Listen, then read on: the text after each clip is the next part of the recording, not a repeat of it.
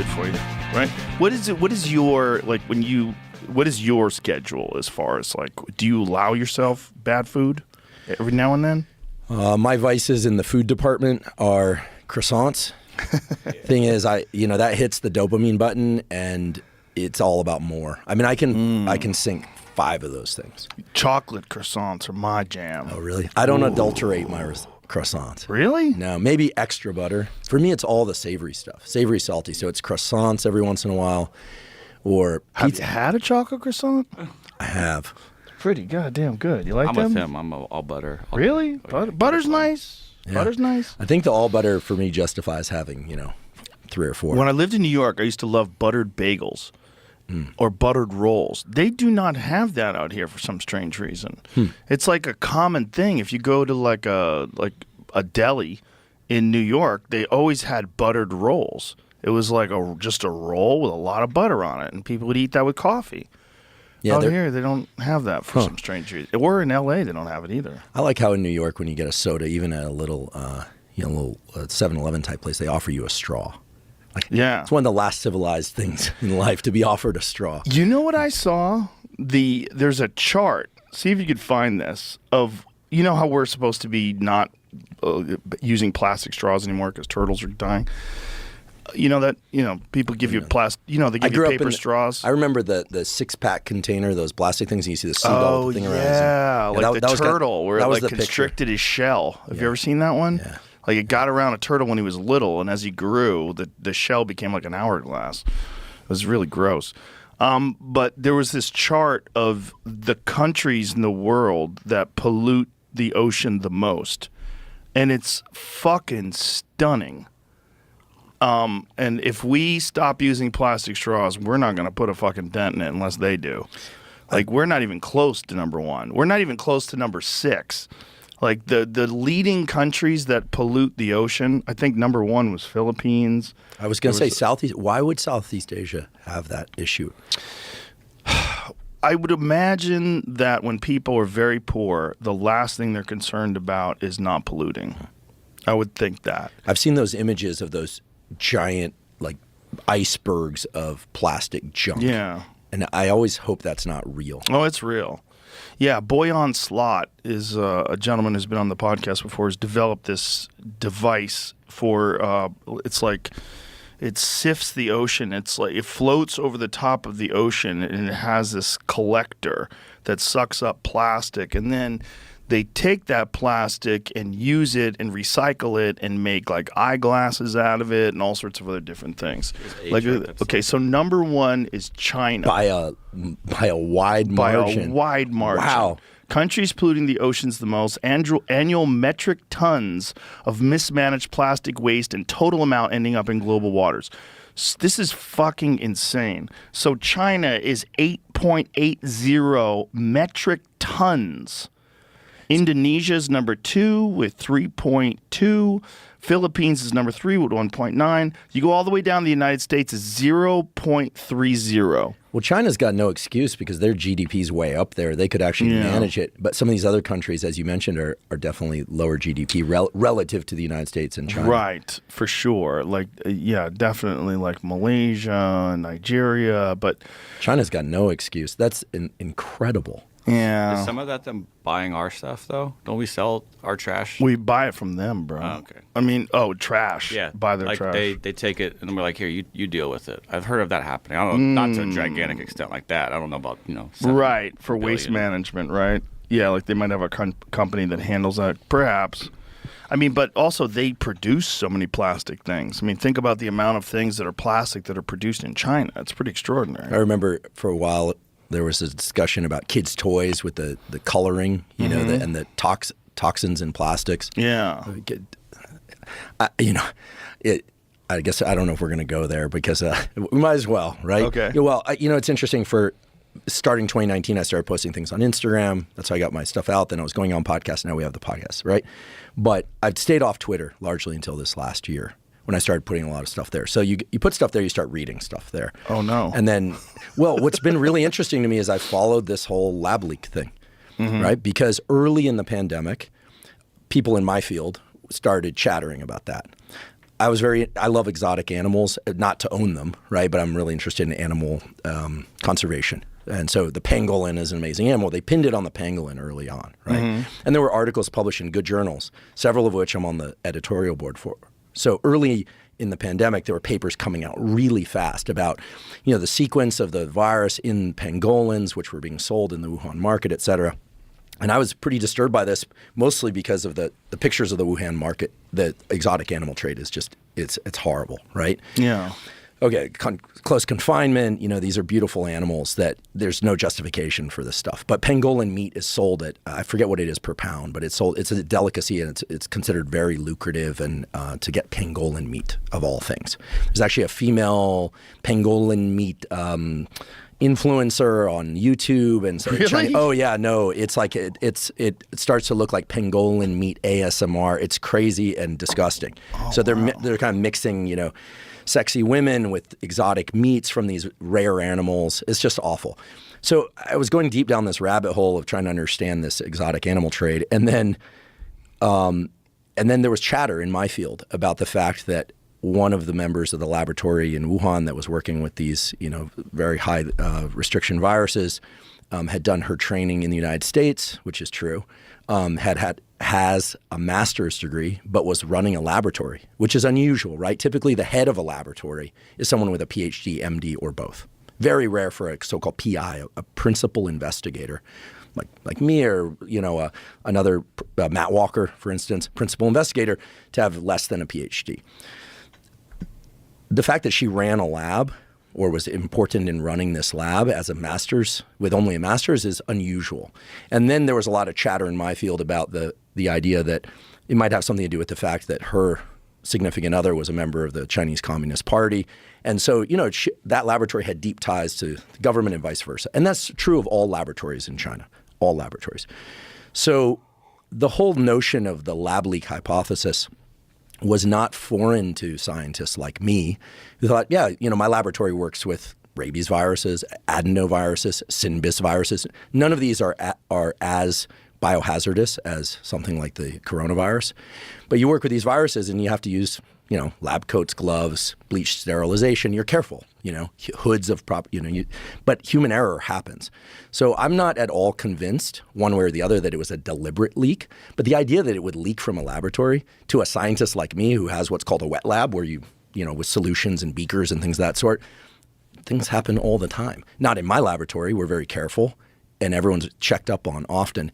But the idea that human error could cause this is it was an of course to all scientists early on. Well, they had been cited in 2018 for violating safety protocols. Yeah, I mean, all it takes is, people might not be familiar with what pipetting is, but it's basically taking a little straw that sucks up, press a button, it sucks up some fluid. You move things, between little tiny vials. It can be done by robots too, but typically it's done by humans. And that's how you put in a centrifuge, spin it, take off a little piece of that, or take the pellet out of the bottom that spun down, this kind of thing. All it takes is one loose thumb. And it's on a lab coat. All it takes is that lab coat going on a rack. All it takes is somebody leaving work, putting their lab coat on there and touching that lab coat, and it's out in the world. It's not that complicated. Right. So it doesn't have to be that somebody had a plan to let this out. It could be. I don't have any knowledge of that. But the idea that it would come from a lab, to me, is far more plausible than the idea that it came from some pangolin sequence in the Wuhan market. So I think we were going down the wrong path on this for a long time. And I thought, this is kind of bananas. And now everyone's so shocked. It's I think to people who work in biomedical research, of course this sort of thing could happen. Of course, because human error is the cause of most of these kinds of things. Well, it was very clear that there was a concerted effort to dismiss the idea that it came from a lab, and it wasn't logical and it wasn't scientific, and they ignored all the evidence that seemed to point that it originated from that lab, including the people that worked in that lab who got sick. And now there's some new stupid story in the New York Times about a raccoon dog. They're saying it might have come from a raccoon dog. The civet? Is that No. No, Okay. it's some sort of a raccoon dog. A civet is actually a cat. It's like a ferret type thing, right? A civet is like in the cat family, I believe, and it's that's where you get Kopi Luwak coffee from. Oh yeah, from the poop of the yeah. civet. Have you ever had it? Oh, it's the Luwak coffee. Yeah, it's actually very good. Yeah, when I was a postdoc, there was So this interest- is it. That's the raccoon dog. Yeah, That so one this doesn't is- eat coffee beans. I don't think so. I Doesn't mean, look maybe like- it does. doesn't look like it. It's a member of the canid family. It's also It's a beautiful let's animal. go with it back to where you were. A group that also includes domestic dogs, and the only member that hibernates. Oh wow, they hibernate. Interesting. But here's the problem. Sagar and Jetty was actually explaining this to me on Saturday night. He was like, there's direct evidence of people being infected that predates this establishment of this animal testing positive in that wet market. So I guess people were eating that animal. Is that the idea? But many months before that, people were sick from this. Like what was this in? I believe it was in December of 2019. Is that what they're saying? November or December of 2019. And it was March 2020 when everything kind of blasted, right? Yeah, but it was September or August of 2019 when the first people were infected. So it predates it by a considerable amount. Yeah. I think the lab leak hypothesis is far more plausible. Well, the ferment cleavage site, this thing that they've established that it seems to indicate that this virus was manipulated. Like this is the furin cleavage site. Excuse me. Yeah, there too. We hear about gain of function research, and now everyone associates gain of function with gain of function of this particular virus. But gain of function research happens all the time in essentially every laboratory in the U.S. and abroad that does mouse genetics. You knock out a gene and you ask what happens to this animal in the absence of a gene, and then you knock it in and you see if it replaces that. Because in humans, human genetics is only loss of function. You don't have the option yet. CRISPR will allow this to put things back in that are missing. And so gain of function research is extremely common. I mean, we do it in Yes. we're no longer working on animals, to be clear. We only do human studies now. But this is something that you're trained to do as a postdoc. Everyone learns loss of function, gain of function. You need to do both. The gain of function, actually there is that one CRISPR experiment, speaking of interesting science out of China. A guy, he actually was a postdoc at Stanford, worked for a guy named Steve Quake, and then separately on his own, without permission or anything from Stanford, went off and started his own laboratory in China and stood up at a meeting a few years ago and said he had done CRISPR in human babies. This has been done. Yeah, he was arrested for this, right? Yeah, he mutated the HIV receptor, which everyone thinks, okay, that was designed to prevent these babies from getting HIV. It turns out that mutation is thought to perhaps enhance memory by sort of parallel mechanisms. And then it was very unclear for a short while whether or not this guy was either going to get a Nobel Prize or whether or not they were going to throw him in jail. And so everyone is very tense and waiting in my community, thinking, okay, because when somebody's kind of up for a big discovery like this, everyone kind of circles maybe wanting that maybe they should be involved in getting the accolades. But as the moment that the international community, I think rightfully so, said, this is horrible, you can't do this, there's no ethics committee, you need to think about what you're doing. Everyone was like, I had nothing to do with this guy. I never had anything. And, there was a deep excavation of emails and all sorts of, everyone was like, I got nothing to do with this guy. So it was pretty interesting. Then China said, oh, we're going to punish him. But I'd be willing to bet both hands that his punishment consists of a jail cell that is pretty luxurious with a laboratory. There's no question that CRISPR is going on there. CRISPR is going on in certain regions of, other locations on the globe where things aren't as regulated. Because think about the potential payoff for being able to rescue a Huntington's mutation, right? A Huntington's chorea mutation that has somebody at some point in their life, unable to control their arms, hemiballismus of the arms. What is it? Huntington's disease. It's a deterioration of the parts of the brain that control motor function. The parts of the brain that control motor function have two main pathways. One is a go pathway, like reach for this coffee mug, and the other one is a no-go pathway, resisting movement. And the no-go pathway degenerates substantially, other things too, and people with Huntington's chorea end up with these writhing ballistic movements, and it's an inherited disease. So you know what gene, it's the Huntington gene. And if you know that your, for instance, parent has it, you can get tested for it. A lot of people don't want to get tested. They don't want the answer because it's late onset. So you can be normal a certain portion of your life and then get it. It's a tragic disease. But if you test positive for this gene, you know you're going to get Huntington's. In which case, with CRISPR, you could just put the gene back in and rescue function. What causes someone to eventually succumb to that disease? If it's a late onset disease, if they don't have it when they're young and they develop when they get older, what changes? Yeah, so it's not just deterioration of those particular neurons. It's deterioration of the neurons that control those neurons. Everything's working in a kind of a top-down suppression all the time. In fact, the head neurosurgeon at Neuralink, who's somebody I know quite well named Matthew McDougall, he came up through my laboratory, and Elon made a great choice in hiring him, told me recently, the best way to think about the frontal cortex is that basically its main job, besides picking context and strategy for a given situation, is to tell certain parts of your brain that really want to do things, shh. That's the best description I have ever heard of prefrontal cortex. It's what's keeping Jamie from doing things that he shouldn't right now and me doing things that I shouldn't right now. And every time you have a crazy idea, like, maybe I should jump off this bridge. Why would I think that? I'm not. That's a healthy operation of your brain saying, I want to because I'm kind of curious, but I don't want to, so I'm not going to. Right. With Huntington's, what happens is there's slow deterioration of those neurons, but there's a lot of deterioration of these neurons that control motor function. And eventually what happens is the deeper neurons that control motor function start shutting down the autonomic functions like breathing, heart rate. And so eventually people just succumb to some basic, we call them housekeeping functions.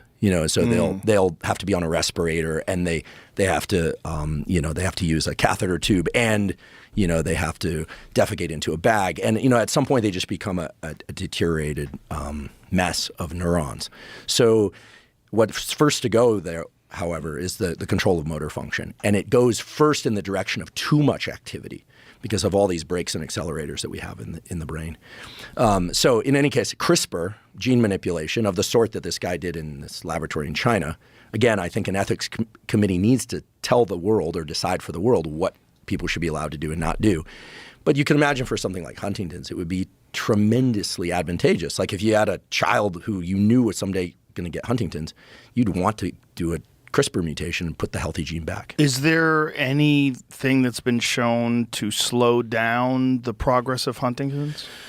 There I'm not so versed. It's a little bit like MS, another neurodegenerative disease, multiple sclerosis, where certain things exacerbate it, like inflammation of any kind. Mm-hmm. And those things can be almost random in some ways. Like some people who have MS will eat salad dressing with mustard in it, have a huge inflammatory response and have a flare-up, blurry vision, and get worse. And then it returns to mustard. Things like mustard. Because is mustard inflammatory? Well, mustard isn't necessarily whole body inflammatory, but if it's spicy mustard, it binds to what's called the substance P receptor or the capsaicin receptor. We have receptors for anything that's kind of hot and spicy. And those are the same receptors that respond to hot liquid. Heat and spicy, obviously, very, very closely linked, and pain, all three of those very close. Whereas pain relief, very closely related to menthol and cool, not just the taste, but the actual physical sensation of cool. So heat, pain, and inflammation kind of are cousins in this sense, and cool, menthol, and lack of inflammation are also cousins in terms of receptors, neural circuits, this kind of thing. So can spicy food cause inflammation? Sure. Yeah. Really? Yeah. But I think one of the best ways to think about inflammation, and here I definite hat tip to Lane Norton, who we both know, and Andy Galpin, who both really impressed upon me the fact that if we were to measure somebody's blood pressure, inflammatory markers, heart rate, and cortisol during a hard workout, and you didn't know they were doing a hard workout, I just handed you the data, and you're a medical doctor, you'd say, this person's dying. Right. So inflammation is robust during hard exercise. But I think what's so incredible about the human body is that the increase in blood pressure, inflammation, et cetera, is what triggers the adaptation so that blood pressure and inflammation, et cetera, are all much lower the other 23 hours of the day. And so there's something special about our system whereby, maybe if you had really hot peppers, like the most famous of these is the Carolina Reaper. You know about this? The Carolina Reaper. I have some in my hot sauce. Yeah. Someone ate Senor Lechuga made me this trio of hot sauces. There's Reapers in there. Is that a person or a brand? Senor Lechuga. It's a brand. Okay. Yeah. I thought it'd be awesome. There's 3 hot sauces that we developed. One of them is my friends over at Half Face Blades. They developed this one that I really like, so he added that to my little 3 collection, and it's like, I think it's Reapers, sun-dried tomatoes, and some other stuff, and truffles. It's really good. Amazing. Yeah, and then he's got 2 other ones. One of them with habanero, but there it is. Those are the 3. What happened? Yeah, so if you like hot shit, I like it hot. This stuff is like legit. So one of them is heirloom tomatoes, winter truffles, and Reapers. That's the Half Face Blades cooperative. And then the other one is, I don't even know how to say that word, chulacale. How do you say that? I'm not. Chulacale. I'm in Texas. I'll embarrass myself even more. Get your cursor off that, please. Colima salt and ghost pepper. That one's rough. It's really delicious, though. And the other one's habanero, urfa, chili, and paprika. And I love them all. Yum. But I like really hot. Well, like if you're like, boy, this Tabasco is rough, stay the fuck away from that stuff. Because the stuff I like is pretty rough. Well, the Carolina Reaper in small amounts, I'm sure you can spice it just right. There are these pepper eating contests that people. Oh, I've seen them. We've played them on the podcast. So a few years back, somebody ate a Carolina Reaper and ended up with what's called thunderclap headache. Thunderclap headache is a massive inflammation of the meninges of the brain. So you got your brain, it's sitting in fluid, everyone knows that. And then there's some thick dura stuff around it. There's thick fibrous tissue. Like, well, you're a hunter, so when you want to take the brain out, people think, oh, you just kind of pop the brain out. You need a sharp razor or really sharp scissors to get through, or a sharp knife. The swelling of the meninges is what happened to this person. They got an unbelievable headache, and it's actually inflammation-induced brain damage.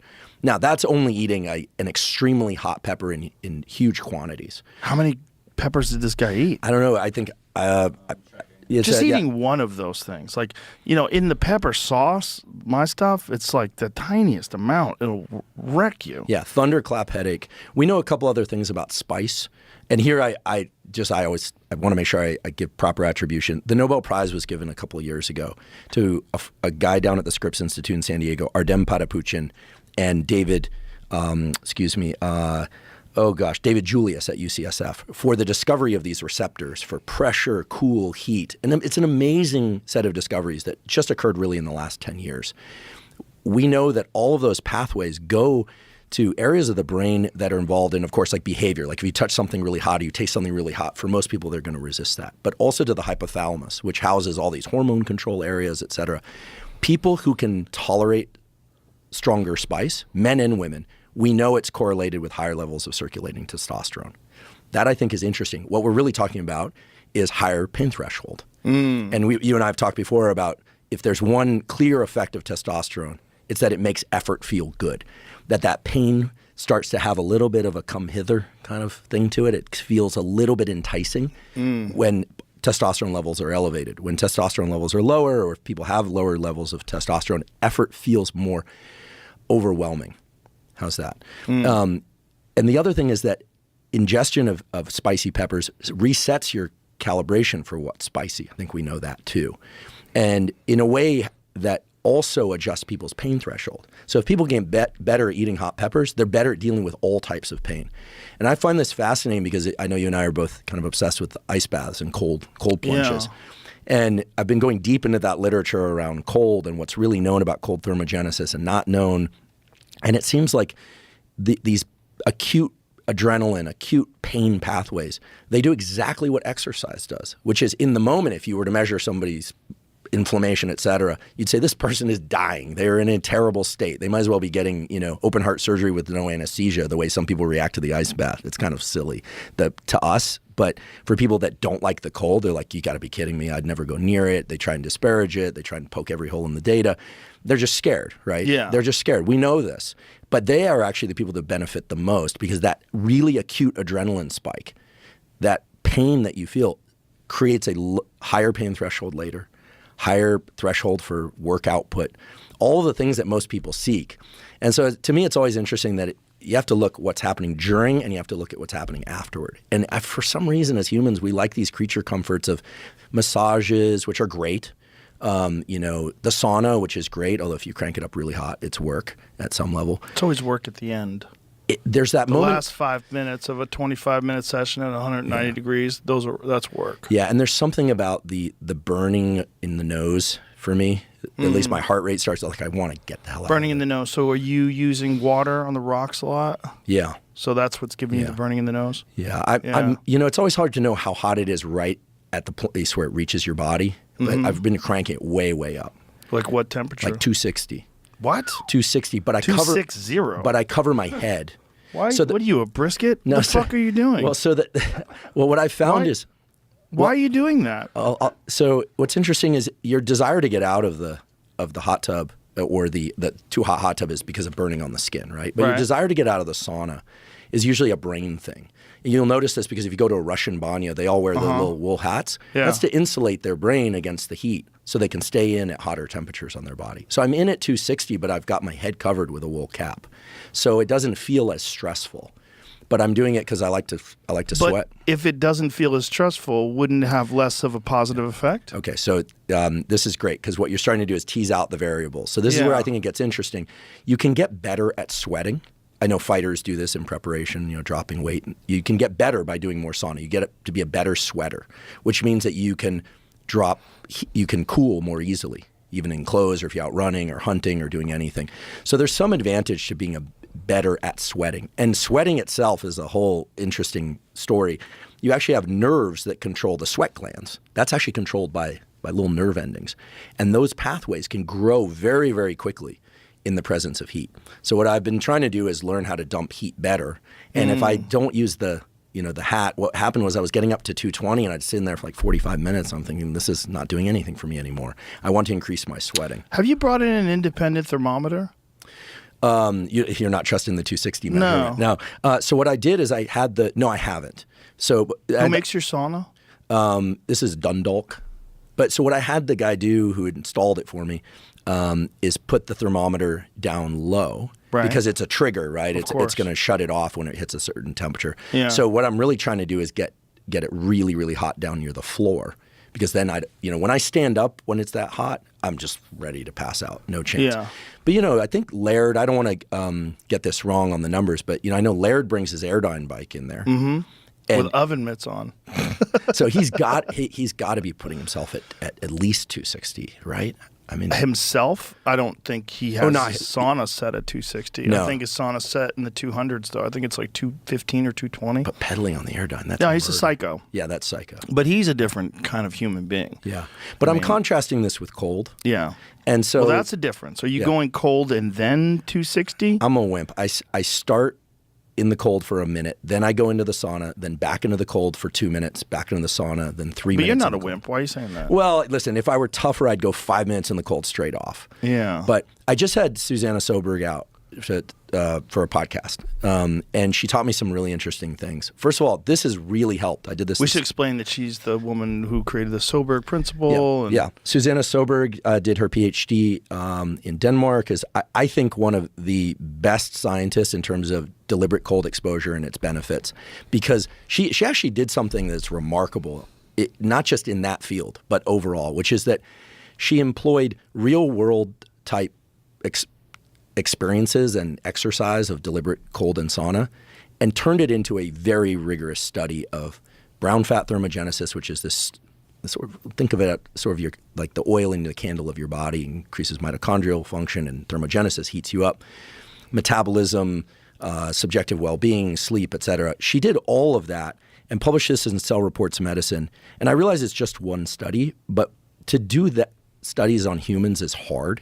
To do it with multiple variables is even harder. And to do it in a real world context is even harder. So what she showed was that if people get 11 minutes of deliberate cold exposure per week total, and this is divided up into sessions of 1 to 3 minutes or 4 minutes even, so it's not 11 minutes all at once, they fundamentally change the amount of brown fat that they have, which means they fundamentally change the number of mitochondria in the brown fat, which means they fundamentally change their thermogenic properties of their body, increase their metabolism. Now, the people who don't like cold say, well, the increase in metabolism wasn't enough to offset more than a few bites of a bagel or something. But that's not the point, really. What she also showed was that this increase in thermogenesis allowed people to be more comfortable in cold environments, even when they're not in the cold. And then people say, well, who cares, right? I'll throw on a jacket. But what she was able to show is that the ability to be comfortable in the cold correlates with a bunch of other important immune functions and metabolic functions and insulin sensitivity, which is a good thing. And the inability to do that is likely to not be healthy for us. She also showed that 57 minutes per week is the threshold for sauna. So if people get 57 minutes per week of uncomfortably warm but safe sauna exposure, they can get very similar effects. And then that gave rise to this question I always said, do you end with cold or do you end with heat? And she said, end with cold because then your body's forced to warm itself back up. And that's what's now called the Soberg principle, which is when you end with cold, your body has to use its natural machinery to heat back up. In talking to her recently, I learned some really interesting things that I've been incorporating. First of all, I've always avoided putting my head under until the very end in the cold. Turns out that if you put your face in the water right as you go in, you activate the mammalian dive reflex. And this reflex increases the so-called parasympathetic activity of the autonomic nervous system, which is just nerd speak for it lowers your heart rate, it makes you calmer, and it makes you better able to tolerate stress. So try this next time. You could even just put your face in before. I go right under. You go right under. Yeah. So that's the right way to do it. Plug my nose, I go right under. So I didn't know this. A lot of people that do deliberate cold get headaches, they don't feel good, and a lot of times it's because they slowly immerse themselves up to the neck. And then right at that interface of cold and hot, it creates change, vasoconstriction right below, a little bit vasodilation above. They get headaches. They don't feel good. Their heart rate is way too high. Putting your face under Isn't really that helps. anxiety, though? I just feel like that's all psychological. I really do, because there's a moment when you get in the cold where there's a part of your brain that goes, let's get out of here. You can get out of this if you will just get out right now. And you got to go, shut the fuck up. But if you don't say shut the fuck up, then that thing runs rampant through your brain. And that kicks your heart rate up, and that kicks your anxiety up. I really think it's psychological. Well, it's psychological and it's physiological. So here's physiological because of psychological. Absolutely. Absolutely. So here's what we know for sure. For the first 20 to 30 seconds of cold shock when you get in, which is how it's described, that prefrontal cortex that normally has the job of handling context and says shh to the reflexes of the brain and the impulses of the brain is not active for 20 to 30 seconds. So your reflex to get the hell out of there is there's a clear and logical reason for that. After that 20 or 30 seconds, the forebrain starts coming online again. That's your opportunity to start negotiating with yourself of, oh, this is actually good for me. This is, I can handle this. I got through that, so I can get through the next one. What I've been doing recently is trying to not go for time, but going for, the only way I can describe this would be walls. Like sometimes just getting in the thing is a wall for me. So I go, okay, I got over one wall just getting in the damn thing. Then I'm like, oh God, here it comes. Forebrain's shutting down. I'm like panicking. I'm going to get through this. And then I'm watching for when I have the impulse to get out. And what I start to notice is that the gaps between those walls start getting longer and longer. The more you do it. The more you do it. You have one at your house? I do. Yeah. And then pretty soon what's happened How is... cold is it? It's hard. I suppose it's probably in the low 50s. What? Low 50s or Why is it so 40s. warm? I don't know, low 50s, high 40s. Why do you do that? Stay in there longer. I don't know. Well, we have two. I confess we have the Morozko one, which is that one's really cold. And that one is... You avoid that one. Sometimes. Look I at like you. to go in the sauna first. I don't like what I'm hearing. Well, here's the thing. I've been doing longer exposure in the warmer one. That's so much easier, though. It is. We had one here that was kind of broken, and it was at 54 degrees. Okay, that's and I climbed too warm. in. I'm like, this is a fucking joke. What, 50's okay, though? All right. Listen. 34. 34 That's is where what I you're at. like. Yeah, you and Cam Haynes. 34. Listen, I like it where the ice breaks I just off got the bottom of the thing and floats to the top. You realize I just uninvited myself on the Cam Haynes hunting trip because he was like, you should come hunting. I've never gone. But I think he'll probably just say I'm a wuss until I get down to the 30s on these cold plunges. No. I did a he's not workout gonna with him. invite you. I went up there. I was sore for 2 weeks. Those high rep weight workouts that he does, they're insane. Yeah, he does a lot of that stuff. Yeah. Like I'm a slow, lazy bear in the gym. Like I like to lift heavy, rest, go, like, this kind of thing. Well, he does a lot of endurance work. Right. He does a lot of his stuff is about muscular endurance and pain threshold and what you can tolerate. It's all repetitions, because repetitions, like if you just do 3 to 5 reps, it's pretty easy. As you said, testosterone rewards that kind of effort. There's a big difference between that kind of stuff and he's an ultramarathon runner. He likes to push the mind. Yeah. Well, I'll do the long runs. I do a long run on Sunday. I did 2 hours yesterday around. They call it a lake, but it looks like more like a river to me. It is a river. Okay. It's a branch of the Colorado River. Yeah. So I kept going around that thing until I couldn't go around anymore. But I need to go colder. I will get in the ice one. What is this will need to go? Why don't you just do it? Well, there are mornings I'll just jump in the cold one for 30 seconds. I do it every fucking day. I don't have any negotiation. There's no negotiation. No, I'm not saying I don't go in every day. I'm saying I don't always go into that one first. I go first thing in the morning. Okay. Well, you're a better man. No, it's not a better man. It's just do it. It's just if you have all these this negotiation room and all this leeway, then you won't do it. If you just I brush my teeth every day. Do you? Twice a day. Yeah. Well, get in the fucking cold. Just do it. All right, I'll start going. Just ice. do it. It's 3 minutes. In the beginning when I first got it, I would procrastinate. I'd get a cup of coffee, and then I looked down at my phone. It was 12 minutes later. I was like, I already be done. Okay. I would have been done 8 minutes ago. Well, I'm going to get thermometers, a second thermometer for the sauna, verify. I'm going to verify the data, second independent measurement, and the cold.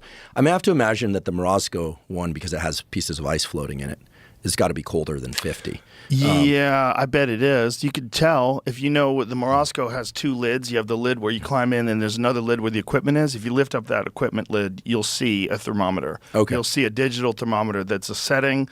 It's like what it's set at and what it's actually at. Okay. And I guarantee you're probably in the 30s. Okay. So I've been doing shorter exposures there, and then longer exposures in the 51. What's the longer in the 51? Well, I'm in there a while. Like how long? So that one, when I go in there, I'm staying 10, 20 minutes. And here's the reason. The study that was published in the European Journal of Physiology that showed these huge increases in dopamine, that was the first of these sorts of studies. I don't know if I've mentioned this, but when you go in the cold for a very brief period of time, 1 to 3 minutes, and it's shockingly cold, you have to catch your breath, stabilize your mind, that evokes a dopamine, epinephrine, and norepinephrine release. These 3 things together are called the catecholamines. Those normally would increase from a cup of coffee and a hard sprint for 10 to 30 minutes, maybe an hour. When you do the cold exposure the way you're doing it, or longer exposures at about 50 degrees or so, you're seeing increases in dopamine, norepinephrine, and epinephrine that are 2 to 3x above baseline. This is huge. Wow. This is huge. This is on the order of many drugs. But the difference is most drugs spike dopamine and then drop it below baseline. The increases in this case are lasting many hours, 2 to 4 to even 6 hours. That's amazing. And they're whenever people criticize deliberate cold exposure, they go, it's not leading to that much fat loss. Granted. But to my knowledge, there is no drug, nor is there any form of exercise, conventional forms of exercise, that increase the catecholamines to that level for that long.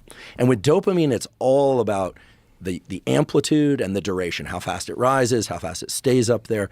There's nothing quite like it. And, I did 3 plunges here. I'm staying at a place that actually has a plunge. I don't know the temperature, but it felt cold to me. So I did 3 minutes, 3 minutes, 3 minutes, and they had a hot tub, so I bounced back and forth for a minute in between. And as you know, you feel better much of the day, if not the entire day. That is not a coincidence. Your system is circulating much higher levels of the catecholamines. And this is shown in that paper. It's now been shown in a series of other papers. My colleague Craig Heller at Stanford has known this for a long time. And this is why, and for other reasons, the athletes at Stanford who use cold do it before their workouts. Yeah. Everyone now knows that it blocks hypertrophy if you do it after. But if you wait a few hours, you're okay. 4 to 6 hours, you're probably fine. Yeah. I like to do it first thing in the morning just because I don't want to do it first thing in the morning. And that's why I like when people complain about cold plunges. That it's not worth it, it doesn't do anything. I'm like, fuck you, it doesn't. You just don't like the fact that other people can do it every day. And you don't like the fact that you can't do it every day. You're talking to me specifically? No, other Okay. people. Yeah. Not you, you do. But there's people out there that will complain about something and find an excuse why it's not beneficial. Right. And the reason for that excuse is not that there's not data. The reason for that excuse is coming up with some sort of an excuse for themselves. That's what that is. Yeah, absolutely. I mean, I think that I think of health and performance, so mental health, physical health, and performance along, fundamentals. You talk about these all the time. I think the 5 pillars, if you will, are sunlight, if I may, getting light in your eyes. Yeah. Avoiding too frequent bright light exposure in your eyes at night, unless you're doing something you really enjoy. Okay, so you're doing comedy. You're out past 10 p.m., right? You're not going to wear sunglasses or something necessarily. That would be But ridiculous. It'd be ridiculous, right? It's like, yeah. People would go, what the fuck is this weirdo doing with sunglasses on? Well, It's past 10 p.m. I have to have my blue blockers on. I've got friends that wear the red lights at night and dim all the lights, that whole thing. That's a little extreme. That's a little extreme. Those people are always weird. Yeah, but sunlight during the day, morning and day, and trying to limit bright light exposure at night as much as is normally possible. Then I would say movement.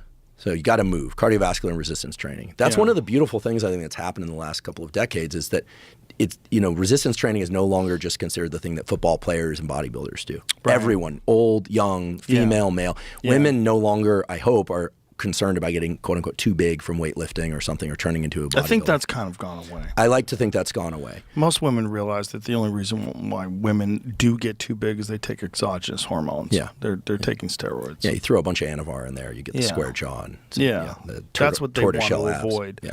But women who don't do that and who lift weights regularly look way better. They look way better, and our friend Peter Attia, his has talked about one of the major causes of death later is, falls due to stepping down off things. Inability to hang from a bar is, correlated with lack of health, right, in men and women. So being able to have some strength. So exercise, then nutrients, right? Macronutrients, proteins, fats, and carbohydrates. People now think about it. So you need all that stuff, vitamins, minerals, and then the other stuff. And then I think in addition to that, sleep, right? I think Matt Walker deserves a tremendous debt of gratitude from everybody because 10 years ago, everyone was like, I'll sleep when I'm dead. Now we know you're probably not going to dissolve into a puddle of your own tears from a couple of bad nights' sleep every once in a while, but sleep makes you mentally, physically better. You perform better.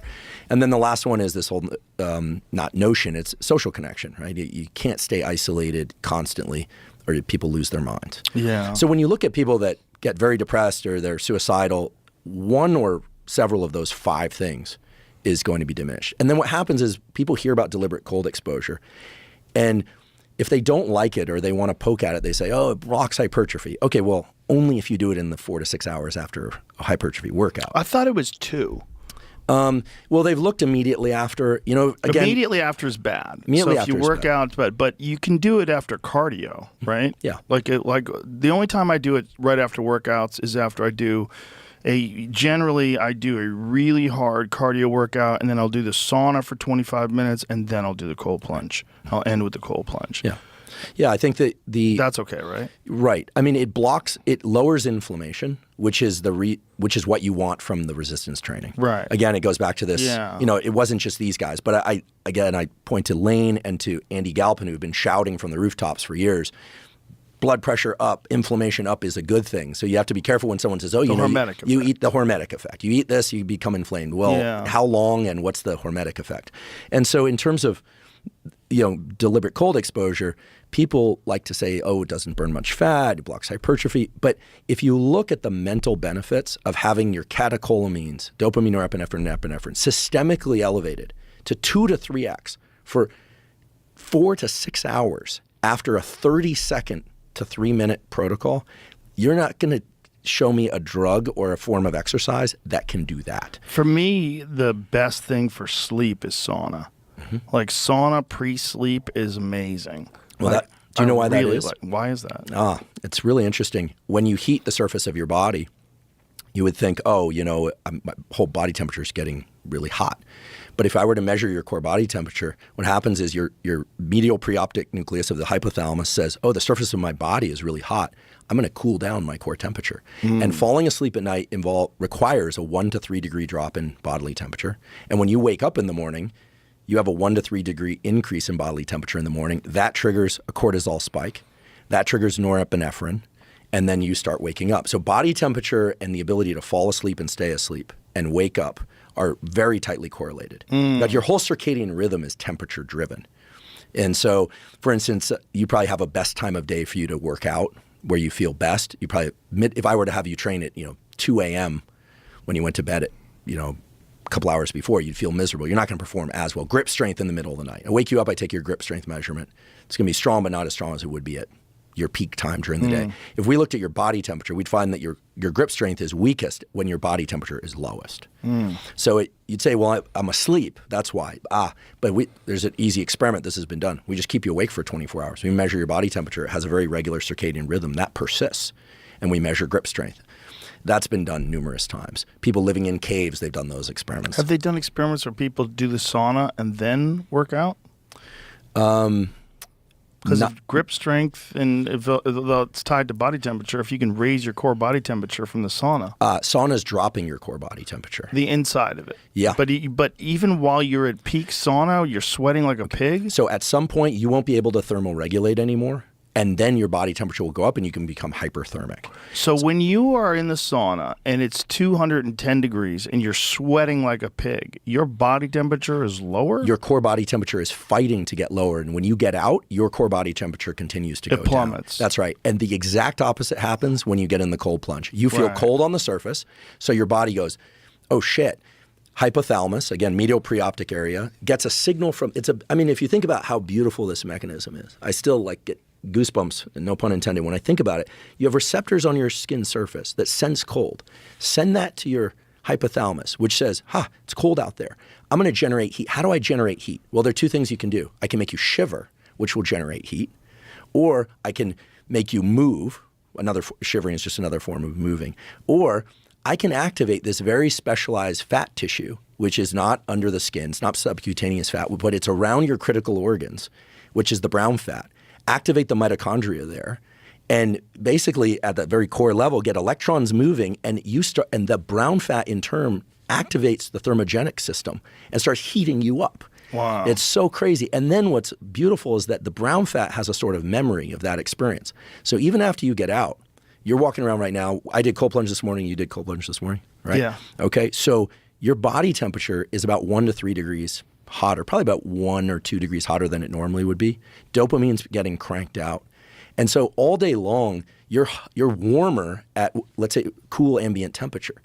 In fact, in Scandinavia, I learned this in researching the Soberg work. I went in and went deep into this cold thermogenesis world over there that they've been researching this really carefully. And they have a saying in Norway, I obviously don't know it in Norwegian, but it translates to essentially in the spring as it's getting warmer in Texas, what you want to do is to put on more layers. Why? So that you can prepare yourself for being able to cool yourself off easily in the summer when it's really hot. You'll be more comfortable in the heat of summer in Texas if you bundle up a bit more in the spring. Really? Yeah. Well, you're adapting. And then they say the opposite that too. Sounds annoying. But then they say in the fall, what you're supposed to do is not walk around with a sweater. You wear a T-shirt, and then guess what? In the winter, you're thermogenically. How about just fucking wear clothes for the weather? This is ridiculous. Okay, Look, I get the whole idea of sauna and cold plunge and adapting your body, but now we're just, I think too much of this is mental masturbation with some people. Let me be clear. It's the principle. Yeah. It's the principle. I understand I'm the not science saying, behind it. Yeah, I'm not saying wear a sweatshirt in the spring. Just wear what's comfortable. Jesus Christ. What I'm saying is that when Jamie's laughing. He's from Ohio. They're just like, this is ridiculous. It's cold enough out there. You don't need to plunge. I'm from Boston. Well, Same right. thing. I think the principle is what's interesting, right? Yes, it is interesting. If you teach your body to tolerate warm, then you will be more comfortable in very hot. It's sort of obvious. Yeah. And vice versa for cold. Well, I certainly think that there's a great benefit to being able to tolerate temperatures, whether it's cold temperature or warm temperature, because I think there's a mental resiliency aspect to it. Yeah. What's interesting to me is when I get out of the cold, my entire body, my skin is bright red. Where your body's trying to heat itself up because you're in there for 3 minutes, or I'm in there for 3 minutes. But when I get out of the sauna, generally I stretch, and my house is warm. Right? And at nighttime, I do the sauna in the house. And when I'm stretching, within a minute or 2 minutes after the sauna, I'm fucking freezing because my body's trying to cool off so quickly, because it's gone through the whole 25-minute session. Well, the contrast of heat and cold is, we know, very good for our cardiovascular system because we think of the blood vessels and capillaries and arteries as just tubes, but they're really cells, endothelial cells. They're laid out like silly putty, linking them all like tubes, and they are very contractile. They need to do that because of the pulsing of blood through them. That's the whole basis of systolic and diastolic blood pressure. It's the top measurement. It's a pressure when it's not blood pumping through, and it's pressure when it's relaxed. Okay, so this system can become very dynamic. You don't want it rigid, especially given what Attia tells us, and I believe him, is that the number one killer in the world is cardiovascular disease or cerebrovascular disease. You want the little microcapillaries of your body to be very flexible, not rigid. So when you go heat cold, you're basically going vasoconstriction, dilation, vasoconstriction. But dilation. I'm not talking about heat cold. I'm just talking about heat and stretching. Just getting out of it. My body cools itself off, and I get really cold within like 5 minutes. So that could be the drop, which is when your blood goes to the center of your body to preserve your core organs, and then the surface of your body is cold. And then as you start to heat up again, and there's vasodilation, and it goes out to the surface, your surface is cold, and it actually cools the blood at the surface, and that's what's called the drop. And that's when your body temperature goes down. Now, once you put on clothes and head to your workout or head to work, what's going to happen is your body temperature is now going to increase more quickly. It normally would do that anyway early in the day. As you wake up, your body temperature goes up, up, up, up, up, up. And then whenever you achieve a sort of a dip in energy in the afternoon, there's probably one time in the afternoon, whether or not you need a nap or not, that you feel a little bit lethargic, and then you kind of come back. That represents the peak in your body temperature for 24 hours. In fact, most people, if they want to figure out their sort of optimal bedtime, I know this gets pretty down in the weeds, you just look at that number. So maybe it's 3 o'clock, and you say about 7 hours after that, plus or minus an hour. That's probably when somebody should go to sleep. How do I know that? Because that's when body temperature starts dropping by 1 to 3 degrees. So doing cold early in the day makes total sense. Doing deliberate cold exposure before a workout, total sense. Doing sauna before sleep, total sense. The cold in the morning, the other thing that it does when I get out is it makes me like really fucking happy, which is what you were talking about with the dopamine raise. It's so significant. I mean, it is a joy of life feeling. And then as I start my workout, I generally start really slow. I just do like a lot of like shadow boxing, and maybe I'll skip a little rope to try to get my blood up. And then once I do that for a few minutes, then I have a series of 100 push-ups and 100 body weight squats that I do every day. So I go through that, and that's my warm-up for everything else, because it's pretty low stress, low impact, very easy to do. And then by the time the 100 squats and 100 push-ups are done, I'm warm. And then I start whatever workout I'm going to do. But god damn, I feel happy. Yeah. Well, that's the people that are trying to avoid it because, oh, fucking, it doesn't do anything. And you shut up. Just do it. Stop your excuses and stop arguing about it. You're only arguing about it because you don't want to experience discomfort. I know what you're doing. You know what you're doing. We all know what you're doing. Shut the fuck up. Just get in there. Just do it. It's great for everybody. And if you can't fucking handle it, don't talk about it. But don't pretend that it's not good for you. It's nonsense.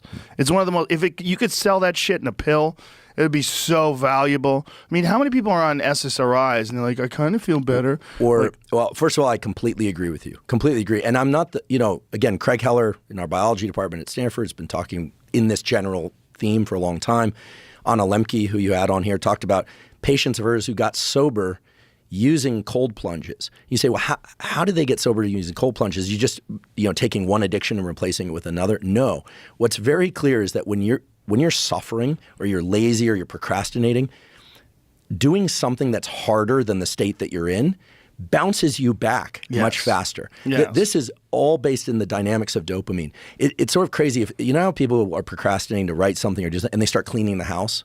Yeah. Something they normally don't want to do. Well, it's just something that's easier than the thing that you're supposed to do. Right. It turns out, and I learned this from Anna, if you do something that's even harder than the thing that you're trying to avoid, all of a sudden you're able to do that. And you're like, oh, okay, well, it's just psychology, right? No, it's not psychology alone. It's psychology, but once dopamine is deployed at that level, you're a different person. And I know this because if you take someone's dopamine and lower it, that makes them depressed. That gives them, if you lower it even more and give them movement disorder, Parkinson's.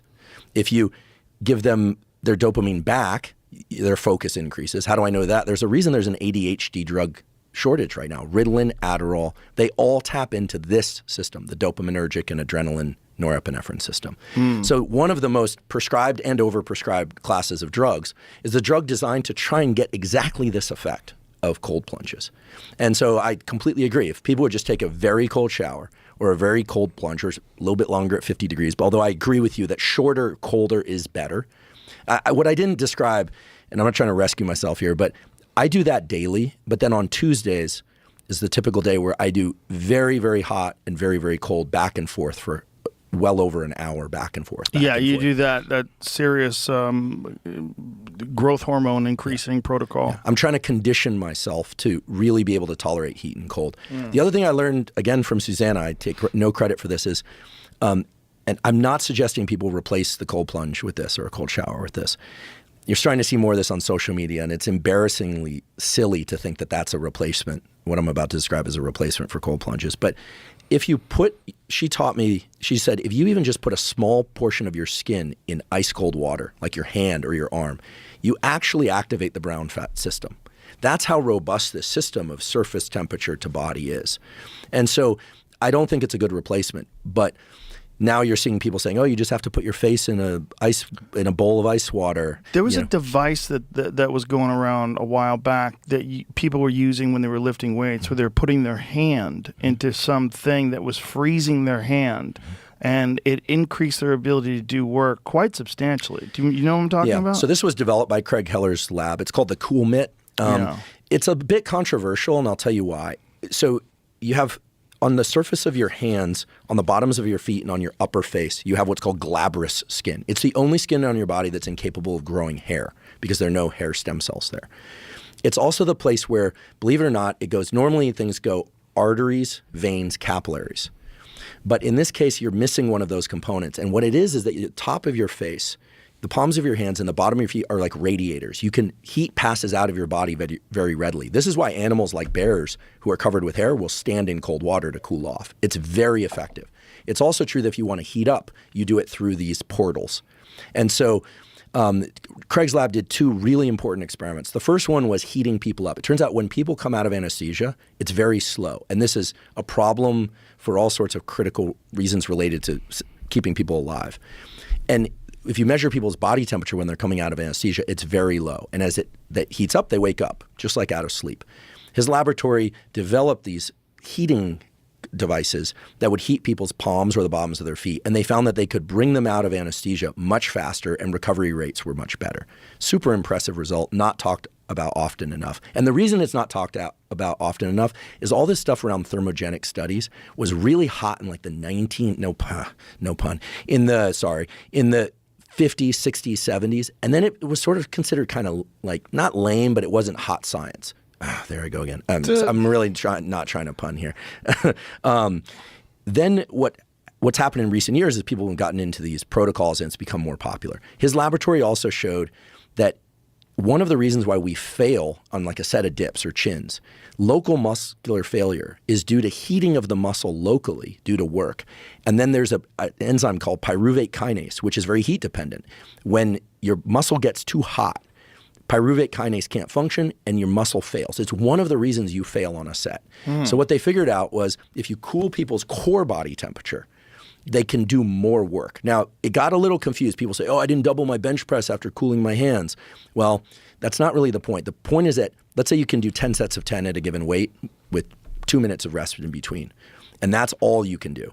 And you're hitting failure. Maybe you have to adjust the weight down on sets 4, 5, 6, et cetera. And classic 10 sets of 10. That, I don't know if people do German volume training, or 5 sets of 5.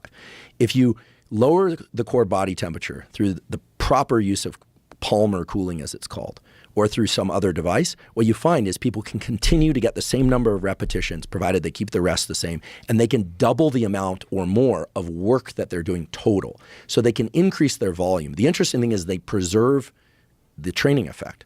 So if you can go from doing, I don't know, how many dips? I saw you do a bunch of push-ups right there on a podcast recently. You did like 75, right? Yeah.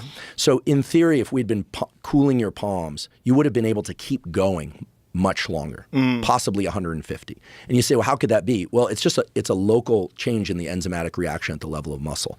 Now, the problem with Palmer cooling is people will go out there and say, I'm going to hold ice packs. But if you do that, you'll constrict the portals. It has to be the right temperature so that you can continue to pass cool in. And that's why it requires a device to to cool your palms, but not so cold that you vasoconstrict.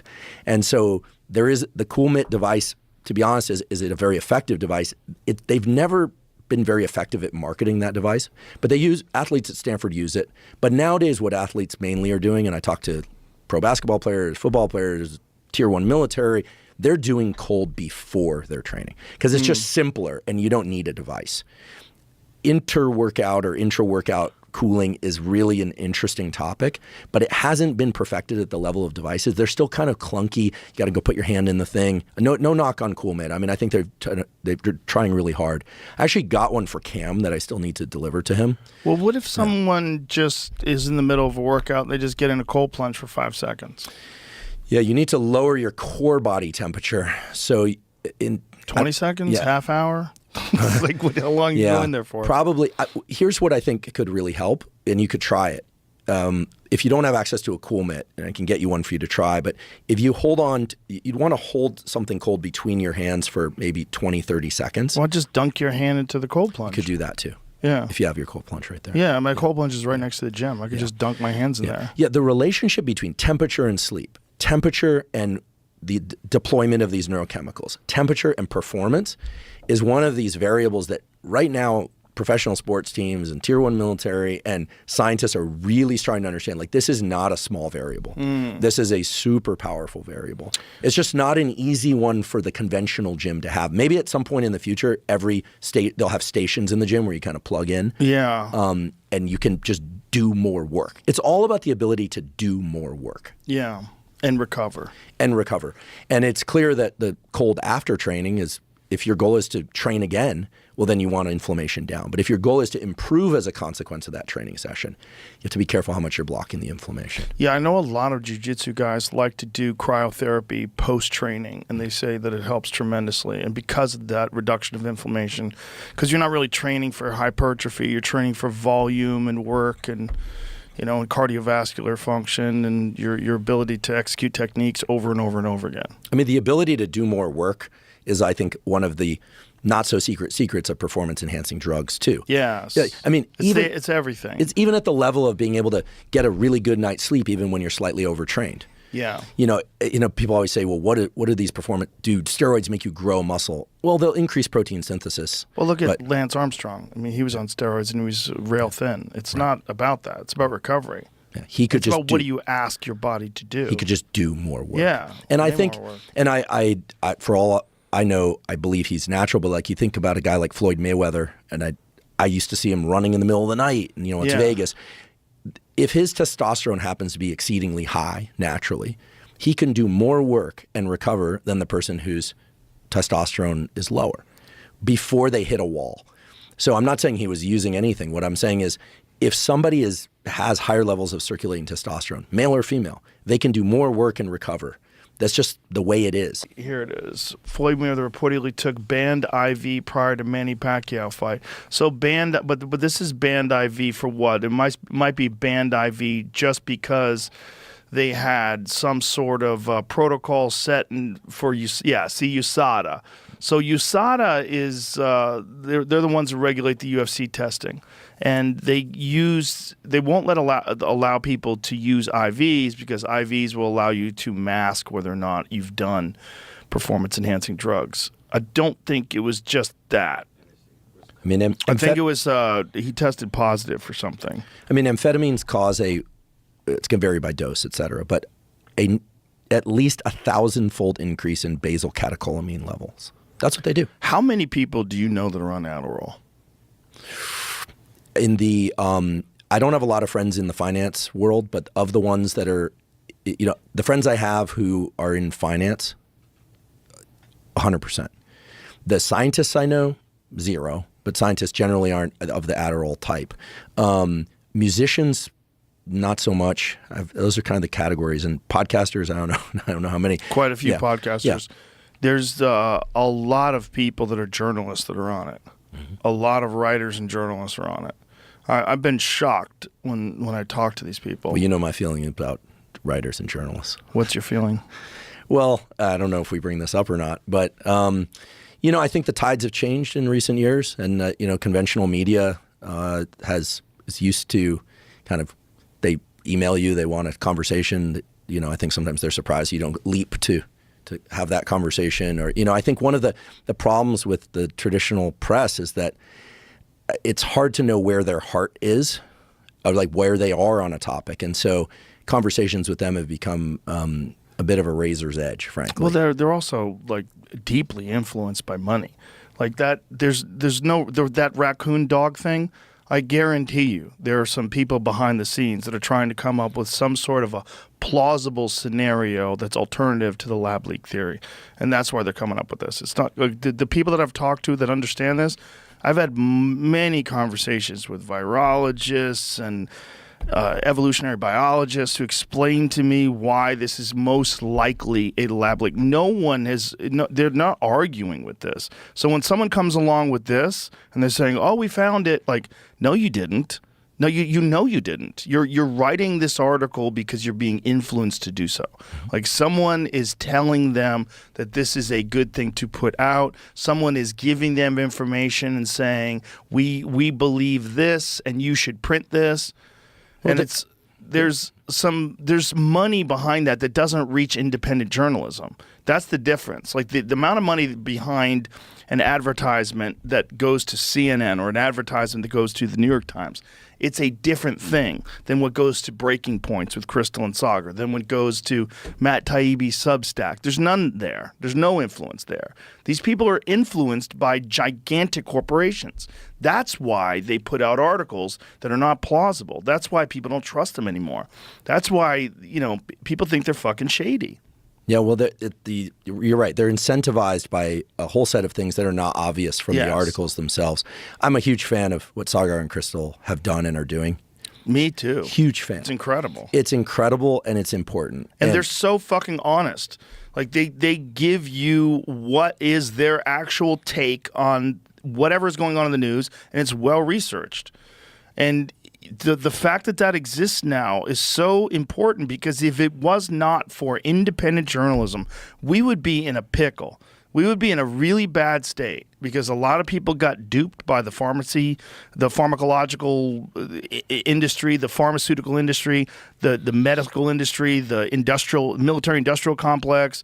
They've been duped by so many different companies and corporations that have a vested interest in getting one narrative out. And if you can get that narrative out through the traditional pipelines of mainstream media with no one fact-checking, no one interfering, no independent journalist saying, actually, that's not true at all. Here's why they did that. This was the influence. Here's where the money is. We have emails. We can show you they were influenced. If it wasn't for them, we would be fucked. And it's one of the beautiful things about the internet today. The internet today allows people like that to thrive, because these mainstream media corporations are so corrupt. They're so obviously indebted to the companies that pay for their advertising.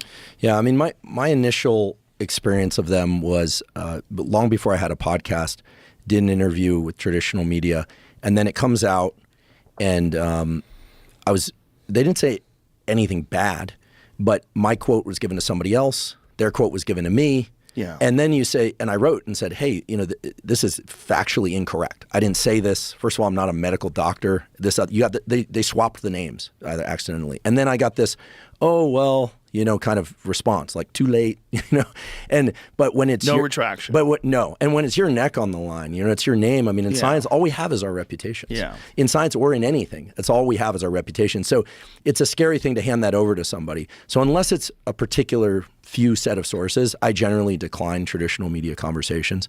And now the fight isn't just for traditional, over media, traditional or independent. The universities too. Right, we're asking. I have to say, and this is not to be, politically correct or incorrect. Stanford has been very good about letting different faculty at Stanford voice their differing opinions on everything from COVID to politics. There's a free speech, a right to free speech petition that's been going around the campus for a while.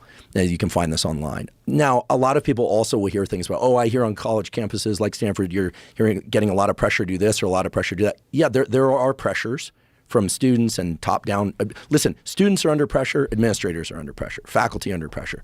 But Stanford has been very good about allowing people to have their own independent social media channels and talk to the public the way they feel is best. That's excellent. And I That's have great to to say, hear. it's one of the things that makes me really proud to be there. It's an amazing place too.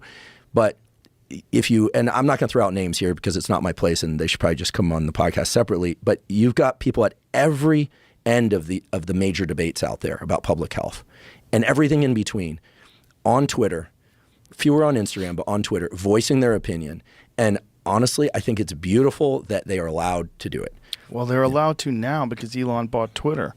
But before Elon bought Twitter, people were being silenced for things that have been absolutely proven to be correct, which is crazy. No, what the value that he's given back to people in the last, what has it been, 4 or 5 months since he's been in there, Yeah. is tremendous. I mean, I remember people picking on, oh, it's this feature or that feature. We're going to have to buy a verified check or whatever. You know, these things that when you compare that to the ability for people to have honest, open discourse, honest for them because, you know, there's no regulator. Right? Yeah. So that to me is incredible and fundamentally important. He's given people their voice back. Yeah. And that includes both sides. That's what's often not stated, is that people on both sides are starting to get the axe, mostly on one side. But it's really incredible. And I think I'm hopeful. You know, I'm a live and let live type person. I really, as long as people aren't harming other people, I truly just encourage people to do what feels right to them. As we should all be. You know, As we should all It's be. kind of bananas where we went between, you know, in the last few years. But what's happened in health and public health, I think, is pretty remarkable and encouraging, from my standpoint anyway, which is people now realize that medical doctors have a certain type of information that is extremely valuable. And they come in a range of flavors and qualities. Same with psychologists, same with scientists, same with public health officials, same with everything from your masseuse to your chiropractor. Like, there is a range of quality and expertise and orientation. And to silence any one of those at the exclusion of the others is not only foolish, it's dangerous. And so I think there's no going back. There's no going back. Now people seek advice on multiple dimensions. You know, a few years ago, if you said supplements, people were like, oh, that's expensive urine. Well, that's true if you're talking about vitamins and minerals. But how many people do I know who during the pandemic started taking vitamin D, getting some sunshine? What do you mean by that's true if you're talking about vitamins and minerals? Well, I think when we hear the word supplements, it gets confusing for people. I actually am wishing for a better word because when people hear supplements, they think vitamin minerals. Isn't that just expensive urine? Yeah, but it's not. Your body absorbs it if you take it with fat and protein and carbohydrates. Right. And if you over ingest water soluble vitamins, you will excrete some. But then there's a whole category of supplements like food supplements, protein, et cetera. And then there's an entire category of compounds that we call supplements that have nothing to do with proteins, fats, or carbohydrates, vitamins, or minerals. Things that are known to have very potent effects. There's a reason why the National Institutes of Health has a division now simply for these types of studies. Right. Things like ashwagandha can potently reduce cortisol. Shouldn't be used long term, but in the short term, this can be very beneficial for people, especially late day, because late day peaks in cortisol, not good for us. We know this, correlated with depression, anxiety, insomnia, which then has a cascade of negative effects. Things like creatine, not just we think creatine muscles, and indeed it brings water into the muscles and make you stronger. Most of the data, clinical data on creatine, are to enhance forebrain function. It's a nootropic. It's a nootropic. It post-concussion, post-surgery, postpartum depression, headache, fish oils. So there's this whole category of things that in theory you could get from food, but the volumes that you would have to eat and the sourcing is just impractical. And that's just the tip of the iceberg. There's rhodiola rosea, which is, reducing cortisol. There's interesting data on that. And then there's the stuff we've talked about before about hormone augmentation. But for the typical person out there nowadays, I think they're thinking about, well, what can I do? What can I eat? How can I take better care of myself? Am I magnesium deficient or not? Probably not. But will taking some additional magnesium help me sleep? Yes. Will it hurt me? No. Well, are you magnesium deficient? Get your blood work done. Right. Like, if you want to find out that, get your blood work done. Everyone should have their blood work done. But what I was curious about, like, why you were saying that it's just expensive urine. Like, no. This is what other people say. Right, but they're wrong. No, this is what, when I was young, I got into this, training and supplementation early, and people would say, oh, it's just expensive urine. Don't spend your money on that.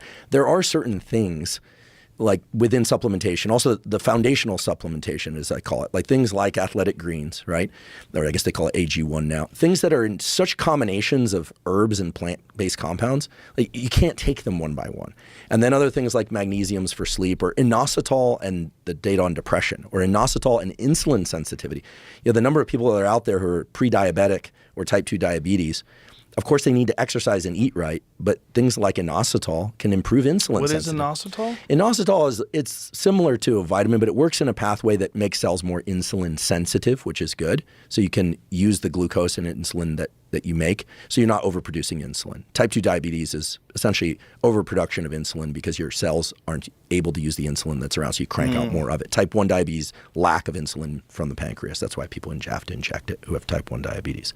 So things like inositol. I mean, and the list just goes on and on, you know. And so to me, I think the view is changing, I hope, that the idea previously was that, before the pandemic, frankly, was that supplements are just kind of like nootropic that, or, it's kind of, you don't need it. I'm not saying you need it, but they are a powerful augment to good sleep, good nutrition, good training, good social connection. Yeah, if you want to optimize. If you want to the optimize. idea of needing it, like, what do you mean, to exist? Right. You could eat McDonald's and just live.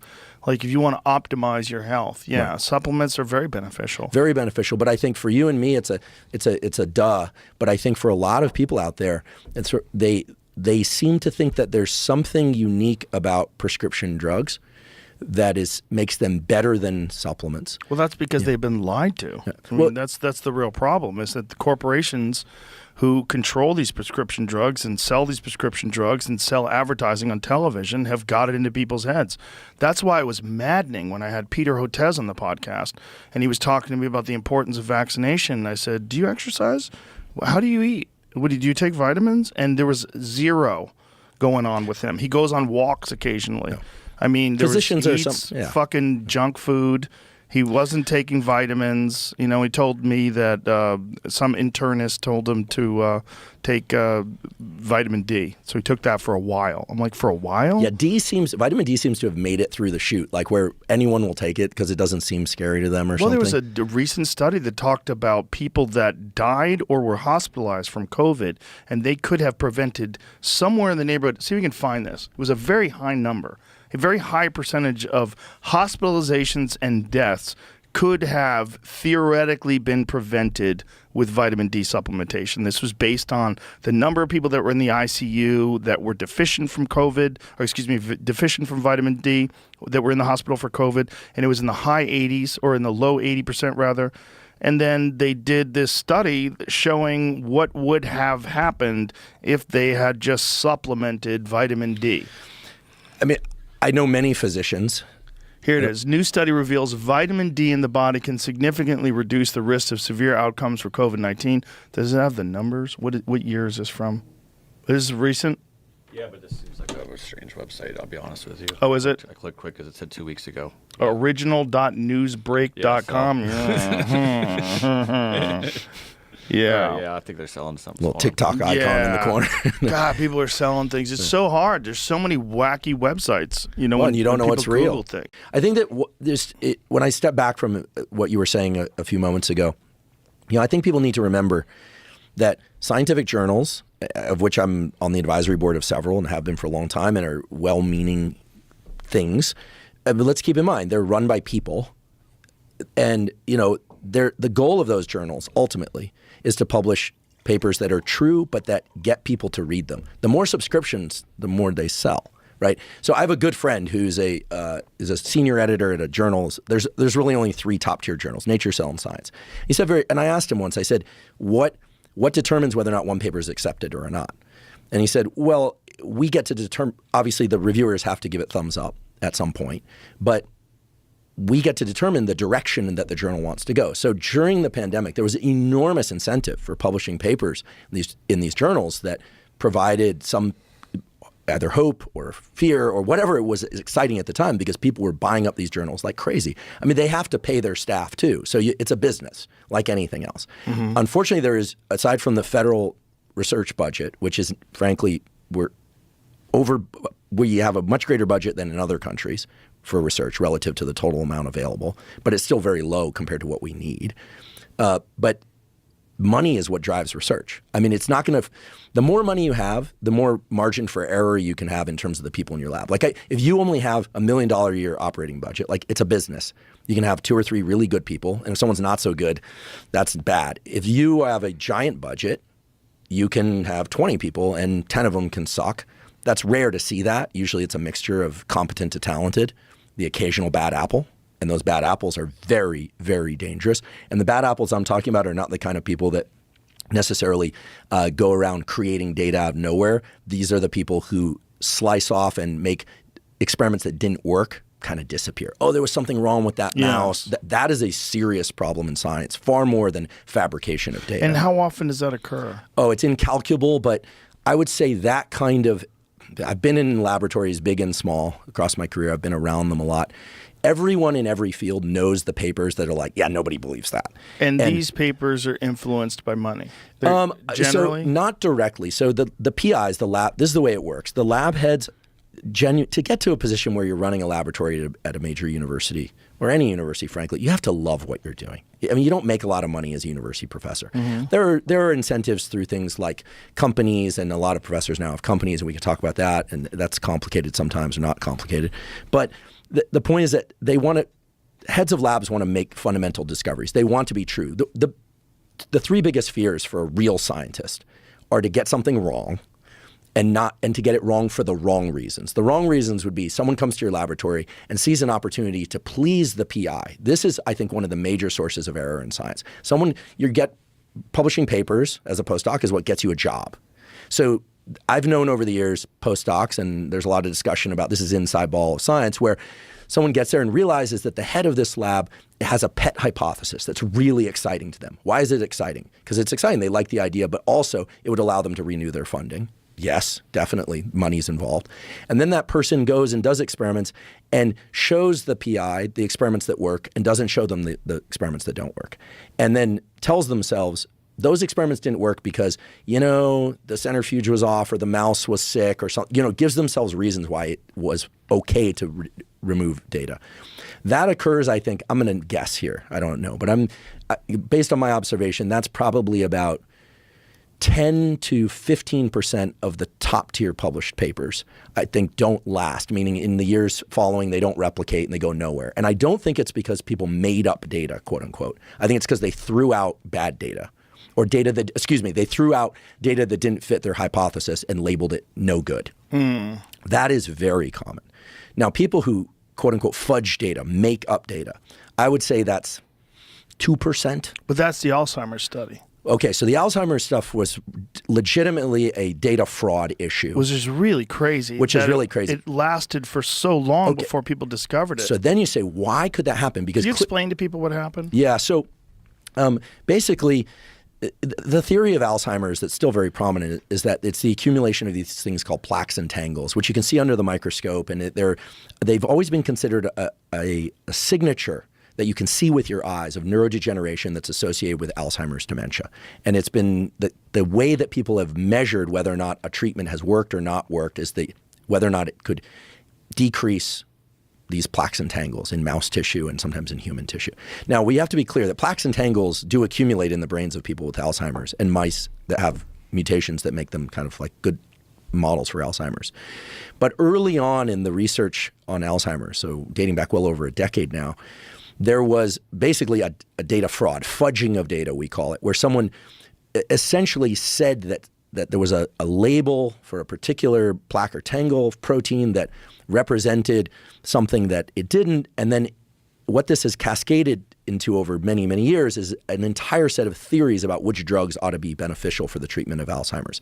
And I would say now trillions of dollars put into research along those particular lines of inquiry. So what we're basically saying is one mistake can cascade into a series of thousands or tens of thousands of mistakes that can take a field really far astray. And that's what's happened now. They realized that there was a problem with the early data. Now, the thing that's kind of baffling is how the field continued down this path for so long without actually considering alternative hypotheses with any seriousness. Why somebody didn't say, hey, let's go back and test the initial premise of all of this. And part of that has to do with biotech is neither good nor bad nor evil nor anything. But it's a business. And there's a pretty quick runway from a big landmark discovery to a couple of verifications to people founding companies to big dollars coming in through investments. Yes. And then, I mean, how many times have we been told blockbuster finding in mice, and then people with Alzheimer's say, well, when is there going to be a treatment? 10 years. How long? About 10 years. This 10 years thing has been kicked down the road about for 50 years. I mean, I've been in the research game 30 years, close to it, and so many things have just been kicked down the road. Now, there are kind of maverick folks within science who test very alternative hypotheses. And they are really the heroes of science, in my opinion, because they're saying that's all fine and good, or maybe it's all false. I don't know. I'm going to go a different direction and explore. But in the sociology of science and science funding, it is very, very hard to impossible to get funding from the federal government to do truly high-risk pioneering science. You might say, like, how could that be? In general, when you get funded by the government, my lab's been funded by the government for many years, you get funded for work that is already completed. You show it to them in a grant. You say, this is what I want to do. You get the money, and wow, the paper comes out like the same year. How did that happen? And then you use the money to fund the next thing. Every card-carrying laboratory head knows this. Why? Because when you put in a grant that says, this is a really exciting idea, they're not going to fund that. So this is why philanthropy and private money comes into science and is very exciting and enticing to scientists, because they can start testing things that the federal government funding bodies are just too conservative to test. But that also leaves it open to manipulation by bad actors. The whole system is... There's no way to bulletproof the system against bad actors, meaning people who fudge data, or I think the more sinister aspect of my field are these individuals who come to a laboratory and go, I want a job. Being a postdoc, you're not paid much. Oftentimes they have families, they're under stress. I'm not justifying their actions. And people go, how do you get the job at the best places? Well, you get it by publishing papers in really great journals and with your name first.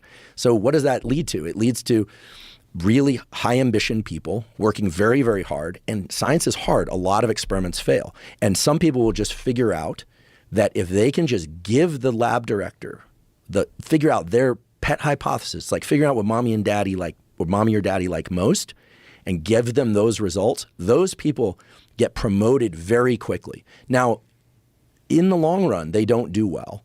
Or what you'll find is they often just switch to an entire new area of science when they start their lab. They kind of get there. And then years later, or even a year later, you go, whatever happened to that result? Well, if you ask people in the laboratory, postdocs and graduate students, it's sort of, I think probably like any career path, they know the truth. So if you ask them, what do you think of that paper? And they're like, yeah, I don't know. That means it's bullshit. Well, shouldn't they be allowed to like have one of those like witness things where they do their voice differently and shade their face? Well, the problem is they're all colleagues. And that study is bullshit. And science is weird too, because unlike in UFC or something like that, everyone's really nice to each other's faces. They're like, oh yeah, great to see you, great to see you. Then you get the paper, anonymous peer review, and then they're like, that's when people attack each other, kill people's grants, kill people's papers. Science is it's not a cutthroat game, but it's a very human game. And now, I also want to highlight, because I feel like as an ambassador for my field, I do want to say that there are excellent scientists who care so very much about the truth and who go through every detail of every paper. Their families suffer. Everybody suffers as the consequence of their neurotic tendency. But those people are the heroes of science, because they won't let something go to publication unless they know it's absolutely watertight. I think what you said is very important, that it's a very human thing. Yeah, well, subject to human emotions and human instincts and ego and jealousy and a partner at home who's probably like, hey, when are you going to get out of graduate school and we're going to actually move out of this one-bedroom apartment where I want kids?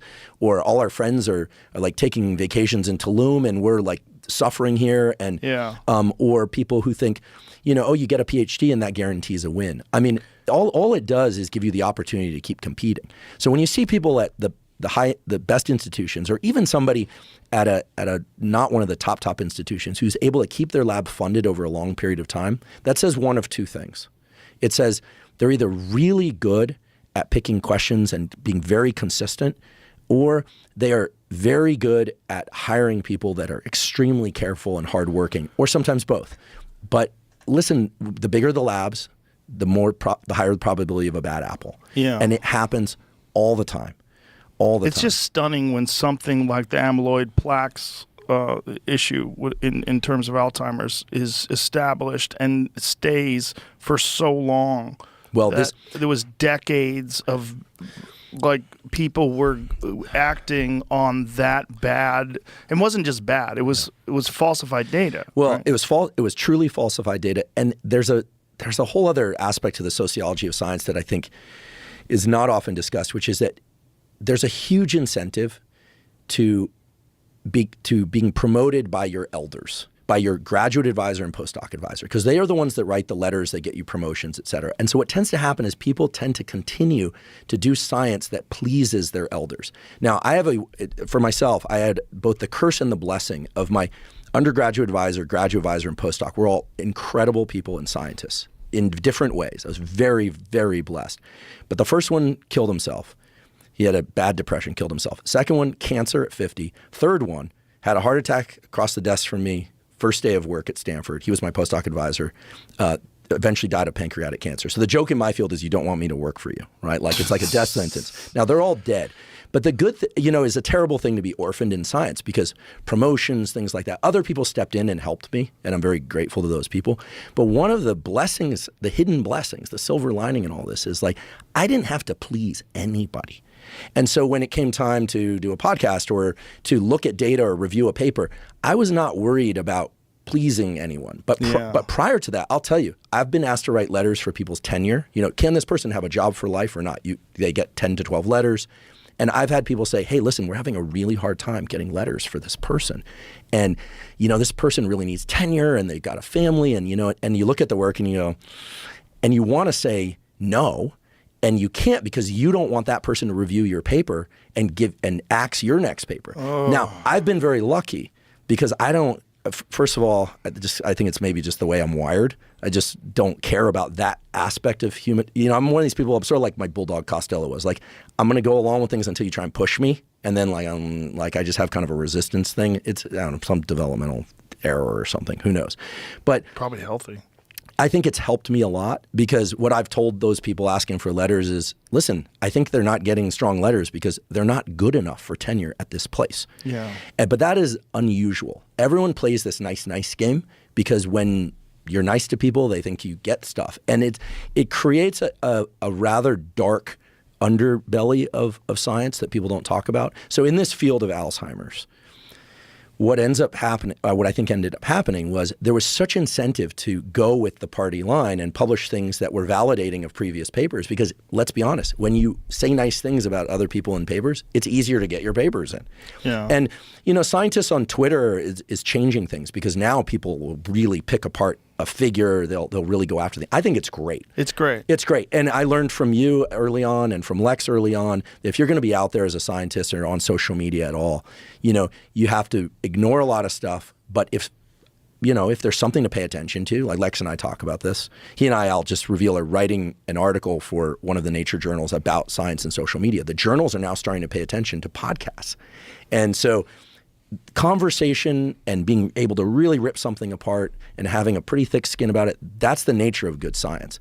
And I think that field of Alzheimer's was all pre-social media and people knew there was bullshit in there and they just went along with it. Whole companies were founded, investor money. Where are those companies? Where are those drugs? It's so sketchy. And, that's just one. I mean, we're talking about the Alzheimer's thing. That's one. And then the other one was connecting heart disease to saturated fat that was funded by the sugar companies in, I believe, the 1960s, right? Wasn't it the 1960s? Yeah, this is less in my wheelhouse, but the whole. But it's also fraudulent work. With the relationship between dietary cholesterol and serum cholesterol doesn't exist. The relationship between saturated fat and serum cholesterol, however, I think there is a link there. This is more Atiya's territory than mine, but even the markers that he's really highlighted are so key. Things like ApoB. He's a big on your ApoB level is a critical determinant of your longevity. But what they were trying to do was take away the option that sugar was responsible. And so they were putting an improper blame on other things. Sure. And they were just doing this funded by the sugar companies. Sure. And it's transparent. We know. And I think they were only paid $50,000, which is kind of crazy because it changed dietary guidelines for fucking decades. Oh, scientists, I guess this is an opportunity to bring up Jeff Epstein. So, people sometimes wonder, we're scientists, hanging out with him to get with these young women or something. I know scientists. There are some scientists like that. They were spending time with him because he was giving their laboratories money that they didn't have to write grants for. Why was he doing that, though? Oh, there are very strong opinions. I never met him. I know people who knew him. But he clearly understood social engineering. He understood that rich people they can get anything they want, except the one thing they can't easily control is their reputation, because that requires other people's perceptions. And just being rich doesn't make you necessarily respected. By certain people, yes. By certain people, no. So he understood that very wealthy people feel more important and can derive more sense of self-respect when they are surrounded by brilliant people. And he was very good at bringing truly brilliant people into that mix. People like Murray Gell-Mann, who discovered the quark, right? He's a particle physicist. I mean, head of the Santa Fe Institute, Nobel Prize. I mean, Gell-Mann used to pick on Richard Feynman. He was one of the few people who could maybe not verbally joust with him, but at a scientific level could pin that guy. So they were on more or less equal tier, but Gell-Mann was right up there. So Epstein understood, like, bring around the Gell-Manns, bring around the top genetic researchers from Harvard. By doing that, he made these rich people feel like they were in the company of interesting, important people. Interesting. And why would scientists spend time with rich people? I'll be really honest. I do a lot of work for these days for talking about science and trying to generate science philanthropy. That's a big part of my life now, trying to generate money to give to studies that are really interesting and valid. We could talk about that if you like. Scientists will show up to dinners that normally they'd rather be in their labs or writing grants or with their families, frankly, if there's the possibility of money being given to their laboratory, because then they can hire more people and do more science. Money alone doesn't drive good science, but the more money you have, the bigger margin of error you have. So if Epstein offered laboratories, $1 million a year for 4 years, to a guy of that wealth, that's trivial. To a laboratory, that is 4 National Institutes of Health grants per year. And the workload to maintain those 4 grants is immense. So they'd show up with the possibility of getting money. That's where they were hanging out with a dirtbag like him. And they had blinders on. Either they knew or they didn't know what he was up to, but they had blinders on because they weren't thinking about the implications. Well, it's also one of the things about something like that must be that if you go there and you see Steven Pinker and you see Lawrence Krauss and you see Bill Gates, it seems like you should be there. It seems fine to be there. Also, on sinister, diabolical, narcissistic, and sociopathic, but brilliant social engineering on the part of Epstein. Yes. He understood that they felt comfortable in the room because of who else was there. Yeah. Rich people will show up to a place for who's not there, as we know. They like to have space, right? And scientists generally don't like to hobnob. It's not really their thing. What they like to do is work on their pet projects. They're a little bit like comedians. They're in the sense that they have a craft they want to be working on. They're only going to do things like go out and get money if they have to get money, and they do a lot to get money. Well, I'm sure there's a social aspect of it, and Sure. hanging around with other brilliant scientists at a wonderful place. You have good food and drink, and there's pretty girls around. Yeah, but it's probably exciting. It's probably exciting, although I think that at some level, real scientists, dyed-in-the-wool scientists, would rather just be doing science and living their lives. I mean, this is a very rare occasion. I'm sure that they're doing this. So he had the whole thing, the Harvard shirt. Yeah. I mean, he ingratiated himself in this community. He just understood. It was sort of like I do some work with some professional sports teams, right? And the only people that they look up to are tier 1 special operators. You tell a pro NBA player, like, oh, in the NFL they do this, they're like, whatever. You tell them that, this will increase your output by 10%, they're like, whatever. They don't care. They want to play video games. They do not care. They want to hang out with their girlfriend or their 4 girlfriends, whatever it is. You tell them tier 1 operators who do high-risk, high-consequence work and are on deployment schedules that would dissolve you into a puddle of your own tears because it's a vampire schedule. You don't get to sleep when you want to, and you potentially die. You potentially all die. And their running times are faster. Their recovery times are faster. Their shooting accuracy is far better than your shooting accuracy. And that's with a gun and getting shot at. And they go, okay, I'll listen. They look up to tier 1 operators. That's a fact. And so if you want them to listen, you understand that fact. You look at what tier 1 operators are doing. That's what professional sports teams are trying to glean that information. Billionaires, they have different interests, obviously. Some race yachts, some want to start new projects, but they want to be around really innovative, interesting people. And in academia, there are a very small subset of those running big laboratories, and Epstein just got that down to the detail. And then he understood, I think, with politicians, their reputations are everything, and so he gave them a vaulted world where they could behave how they wanted. I mean, in some sense, his story is one of multiple psychologies, not just his. Yeah, that's why people that have studied him and the whole case believe that, and from other evidence and information as well, that he was part of some sort of an intelligence operation and there was compromising these people. Oh, I'm sure that at some point he had information on other people and he just used it as a. And it doesn't have to be stronghand blackmail, right? He could just say, we've got information, we'll hold it secure. Well, you don't even have to blackmail someone. If you know they have information on you and they have not used it, you will act in their best interest to try to get them on your good side. Mm-hmm.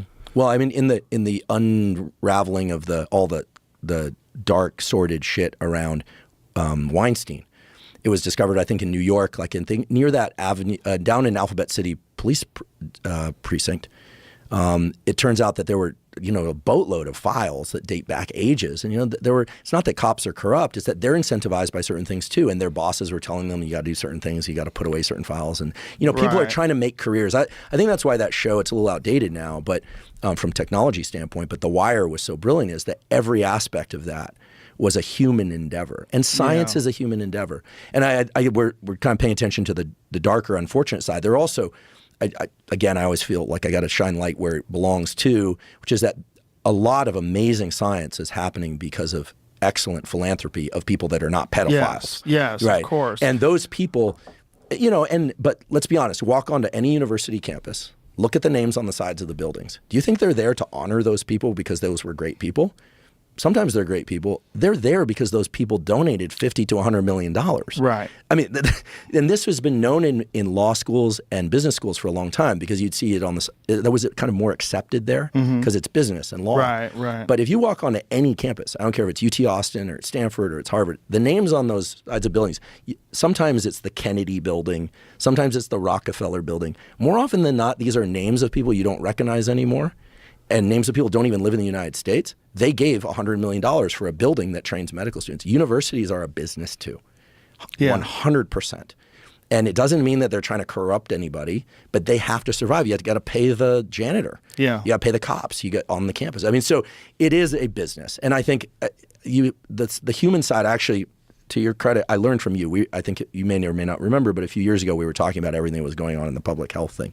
And you're like, the reason I'm curious about this, and I don't trust this, these were your words more or less, was because I know about people. And that's, at the end of the day, it's all about people and their psychology. Well, that is science as well. I mean, the human aspect of science is science. It's understanding motivations and incentives. And there's just a lot. I mean, look, that's how they got this whole FTX thing, with Sam Bankman-Fried. He's parked at home prison 2 blocks from Stanford campus. Is he really? You go visit him. Yeah, he needs a haircut, that guy. Does he? Well, have you seen him? Yeah, the guy's, I don't know. I just see this kid with an afro. It looks like he hasn't been really. I think what happened there is so. But no, there was a lot of celebrity endorsements, is my point. Sure. And they Tom Brady. But that's what it is. You get people to think, oh, Tom Brady's investing. It must be good. Oh, there you go. And that kind of thing is exactly the sort of methods that Jeffrey Epstein used. Yeah. It's just like having this association with people that are respected and popular. It's how should I say this? If I had a super high-powered psychiatric microscope, I'd go back and find out how everyone that you would ever work with or that you're getting information from, you would find out what their kind of core developmental dissatisfaction is, right? Because I think therein you see. It's like, I'm sure everyone has this. I'm sure Bankman-Fried felt like this big as the consequence of something in his psychology or experience. And as a consequence, justified doing this horrible thing. Well, I think he was clearly on amphetamines. That's part of the problem. Won't help. That won't help. That whole organization was backed up by amphetamines. And this is publicly known. Like, she tweeted, Caroline Elson tweeted that talking to people when you're like normal people when you're on amphetamines is very boring. This whole overuse people of are boring. This overuse of amphetamines is, I mean, all we know is that and we do know that they narrow your focus. They become very outward and goal directed. Yes. I mean, that's what cocaine and amphetamines do. They make you very of what's in the future and what you can go get, as opposed to being in bliss in yourself. Perhaps an interesting intersection of this idea of neurochemistry and psychology and universities and sciences. Recently, I was asked to give a talk at Stanford to a bunch of potential donors. And on the stage next to me was Michael Pollan, who I have tremendous respect for. Love that guy. Yeah, even though he's over at Berkeley, like we tolerate him. No, I'm kidding, Michael. That's a Stanford Berkeley joke. Haha. He is wonderful and amazing and such a pioneer of this whole psychedelic space. And you might say, well, there were others. There's Terence McKenna and there's the classic people. But I started off that evening by saying we need to take a step back and just acknowledge what's happening here, which is saying the word psychedelics on a podcast for me 5-6 years ago could have cost me my job easily. Saying, yeah, I've taken MDMA as part of a clinical trial 3 times. It was tremendously beneficial. I think psilocybin can aid with depression. That would have cost me my job. Done. Fired. I would have walked out of here. Done. Now, just this last month, the cover of UCSF magazine and Stanford magazine, Alice in Wonderland, psychedelics, deep feature about MDMA, ketamine, psilocybin, DMT. What's happened now is this is what used to cost university professors their jobs in the 60s and 70s, and did cost them their jobs at places like Harvard in particular, is now the subject of research studies, clinical studies at Stanford and elsewhere, right? UCSF, Johns Hopkins. This is now really big science, and pharma's moving in very quickly. What they're trying to do is create non-psychedelic psychedelics, figure out what sorts of chemistry changes that doesn't give you hallucinations and create new antidepressants. That's what they want to do with psilocybin, because doing 2 journeys on a drug and then you're done, that's not good business. And what I love about what Michael Pollan is saying is that he's the one he's really hitting the drum on this one. He's saying these things work. The clinical data are showing that 65% plus success rate for what would otherwise be intractable, untreatable suicidal depression. Incredible. And now the universities are behind it.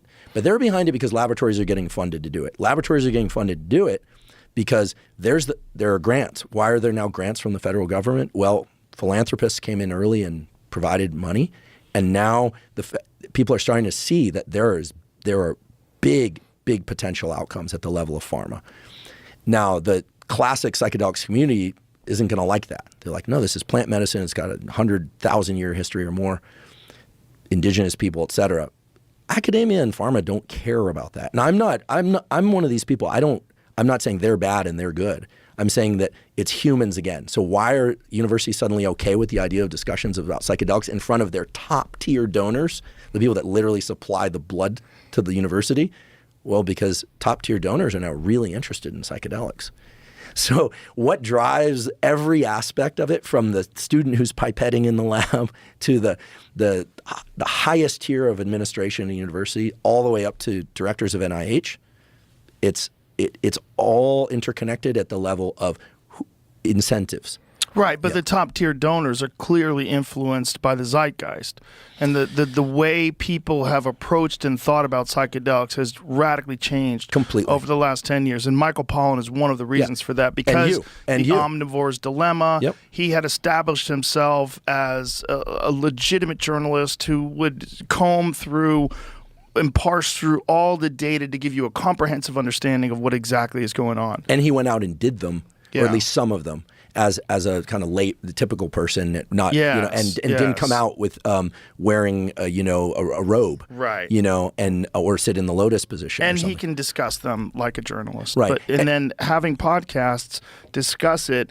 Then you're getting these positive drug stories out to, and I don't even like calling them drugs, positive compound stories about psychedelics that are going out to millions and millions and millions of people.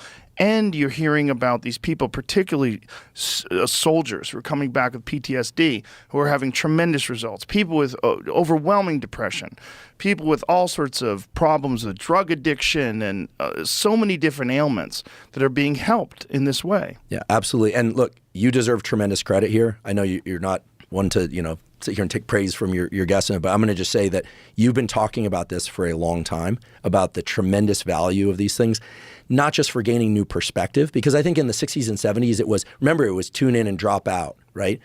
Now we're talking about the use of psychedelic medicine to be able to lean into life in a healthy way. Yeah. That's the major difference. And you've really pioneered the discussion around that, Michael Pollan, and there are others too, I realize. But at a time when it was considered really wacky and out there. Now it's headed towards mainstream medicine. And I think it's fundamentally important. I mean, I think Robin Cardart-Harris's laboratory at UCSF has a paper out just today on the use of DMT for treatment of psychiatric illness.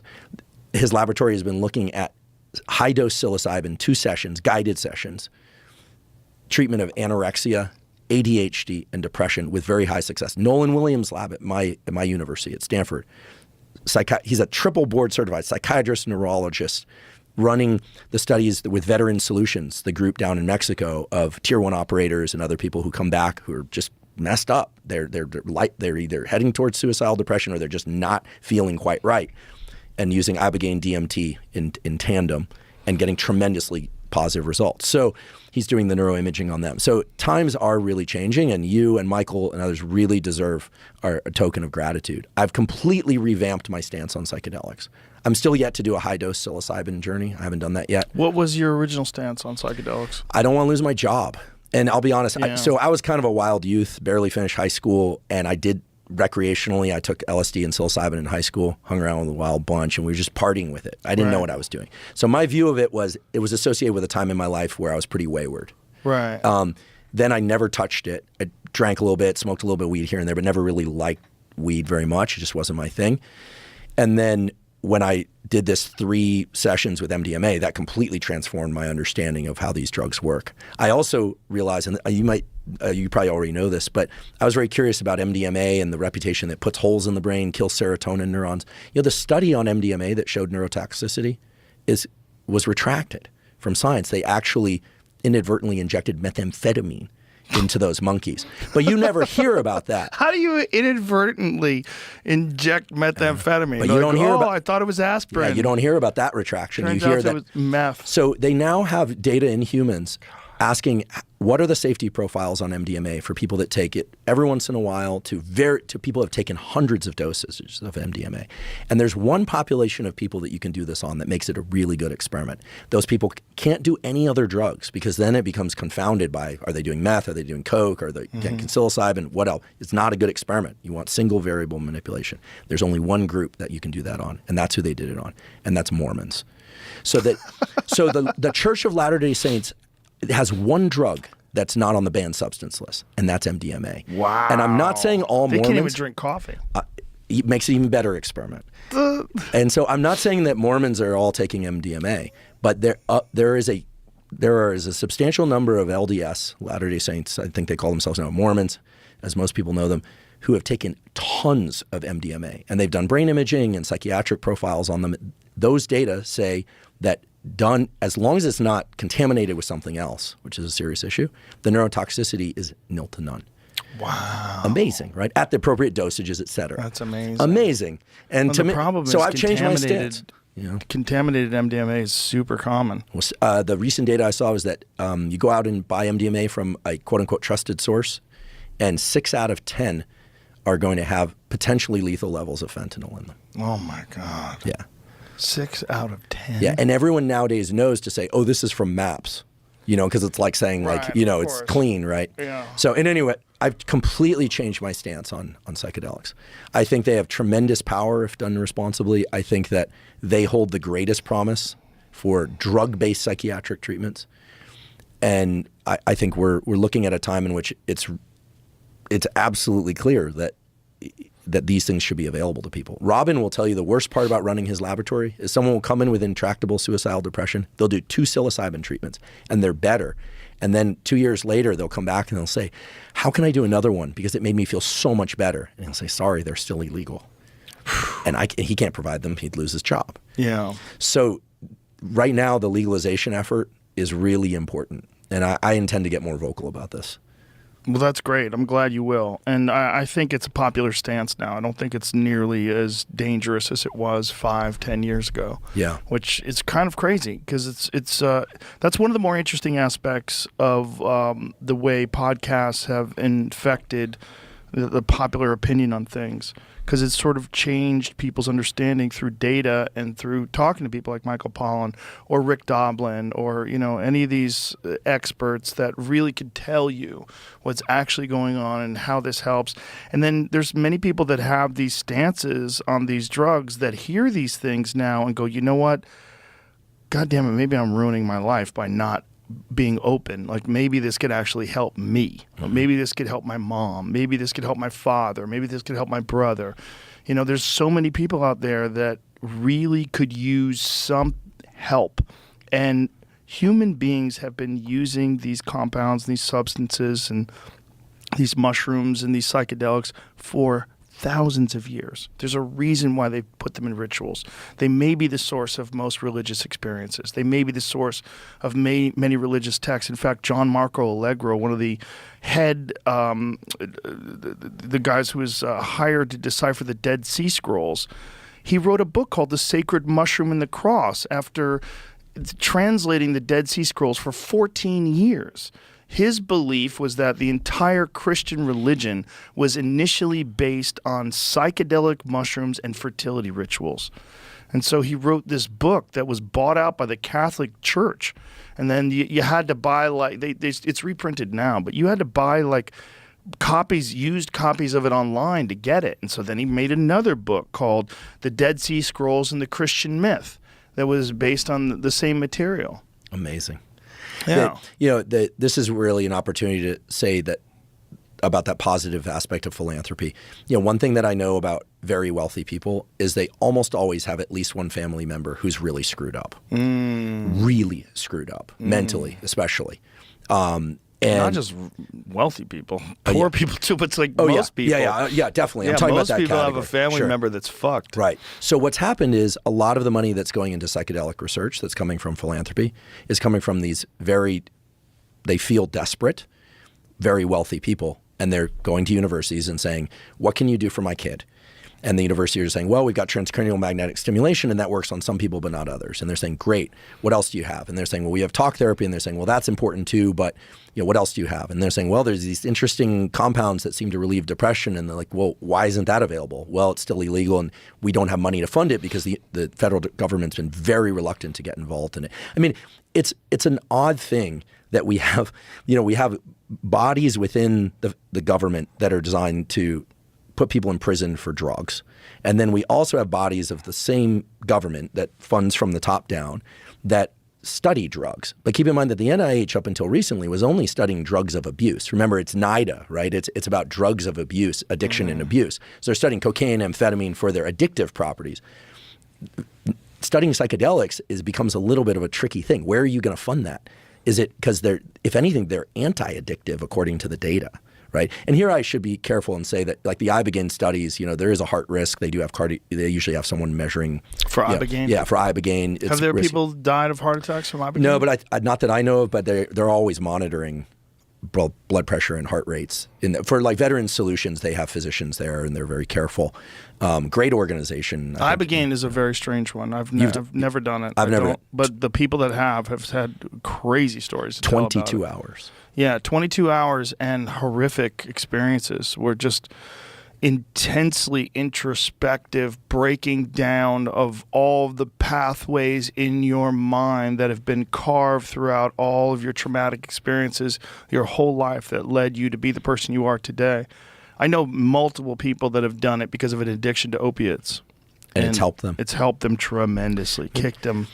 And how can you argue with those data? I mean, when you hear that, I mean, opioid addiction is one of the hardest things for people to kick. I mean, people die trying to go cold turkey. I mean, it's unbelievable. Yeah, I think Ibogaine was described to me by a friend who's a former SEAL team operator because he went down to Veteran Solutions and he said it was eyes open, no hallucinations. Every time he would close his eyes, he would get a high definition movie quality view of an experience from his life, and he had agency. He could move himself differently within that experience. Whoa. And then it would move like a cube and he'd get another experience. And then he was in that experience, 22 hours. And then down there, they follow that up with DMT, one or two. And he described DMT as being strapped to the shockwave of an atom bomb. This is somebody who's obviously been through some intense experiences anyway. And all of that might just sound really crazy and extreme, but keep in mind, those same people are coming back to Stanford, and Nolan is scanning their brains before and after and seeing incredible changes in the positive direction. I think for most people, the psilocybin macrodose, 2 macrodoses seems to be the depression treatment. So this is 25 milligrams of psilocybin. I think it translates to about 2.5 to 5 grams of mushrooms. Is that about right? That's what Robin tells me. That's the heroic dose. The heroic dose. And what's interesting is the microdosing, because now there's the comparison of daily 1 milligram, aka microdosing, versus the 2 heroic doses. The microdosing has not shown impressive results for treating depression. And I think people should know that. I'm not saying microdosing is bad, but in terms of treatment of depression, it has not proved to, in the clinical studies. So for that application, but I can tell you personally that microdosing for just daily life makes things really fun. Tell me more. I enjoy it. Are you on it now? No. Right now I'm not. I'm not on anything with coffee. But I have done it many times, and I've taken a gram a day, 30 days in a row. Okay, so a gram a day is probably about I take 5 milligrams. Take days off here and there, but I enjoy it a lot. It gives you a silly, carefree consciousness that is unperturbed, meaning that it doesn't affect my judgment, it doesn't affect my ability to have a conversation with someone, it doesn't affect my ability to do my job, whether it's do a podcast or even do UFC commentary or do anything else. It just puts me in this very appreciative, thankful, low anxiety state. Can I ask you a question about that and sort of earlier in an earlier podcast you brought up that when things got a little hectic in life that you were doing mushrooms. Yeah. Were those mushroom doses higher dose mushrooms that you're referring to? 1 gram. Okay. I mean, occasionally higher. Yeah. Yeah, but 1 gram seems to be like the magic number for me. Like 1 gram, just sort of, you skate around for like 4 or 5 hours, and there's no come down. It's just like, you're just happy. Amazing. Yeah. Yeah, people in my field have been encouraging me to do the macrodose psilocybin. It's in the books. I really want to do it. Robin Carhart-Harris again describes it as one of the more quote unquote honest psychedelics. Like you can't really decide what's going to come up. Yes. And a key thing he mentioned is that people need. This is you may find interesting. I'd love to know if you believe this for your own experience as well. He said there are a couple variables to these successful treatments of depression with high dose psilocybin. One of them is that people stay in the eye mask. That if they spend too much time in the room with the eye mask off, they don't do enough of the introspective work. Yeah, I would imagine that's the case because you're just distracted by visuals and you could concentrate on that instead of just.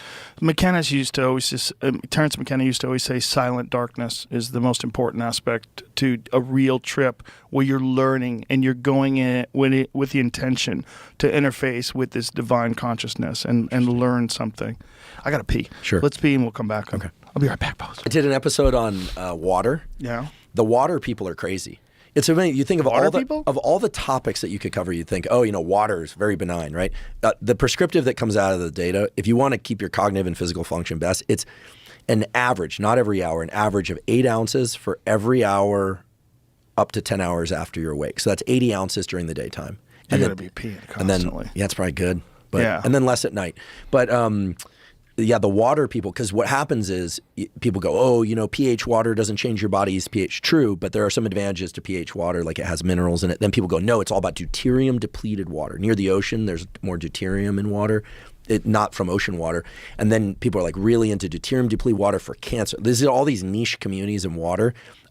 Reverse osmosis water, which has no magnesium or calcium. And then it's like people are really into that. People say that's terrible. And then every free hydrogen water, structured water, and it's bananas. And so the key thing is there's the Galpin equation, which is your body weight in pounds divided by 30 equals the number of ounces of water to drink for every 15 minutes you train. Like Galpin's figured out that can improve performance. Like there's all this, like water gets super geeky and I love it. One thing before I forget, the Robin Carhart-Harris, he said eye mask, and he said the power. I was so surprised. This is like a hardcore researcher tells me the most important variables are the dose, so set and setting, obviously, but the eye mask and music.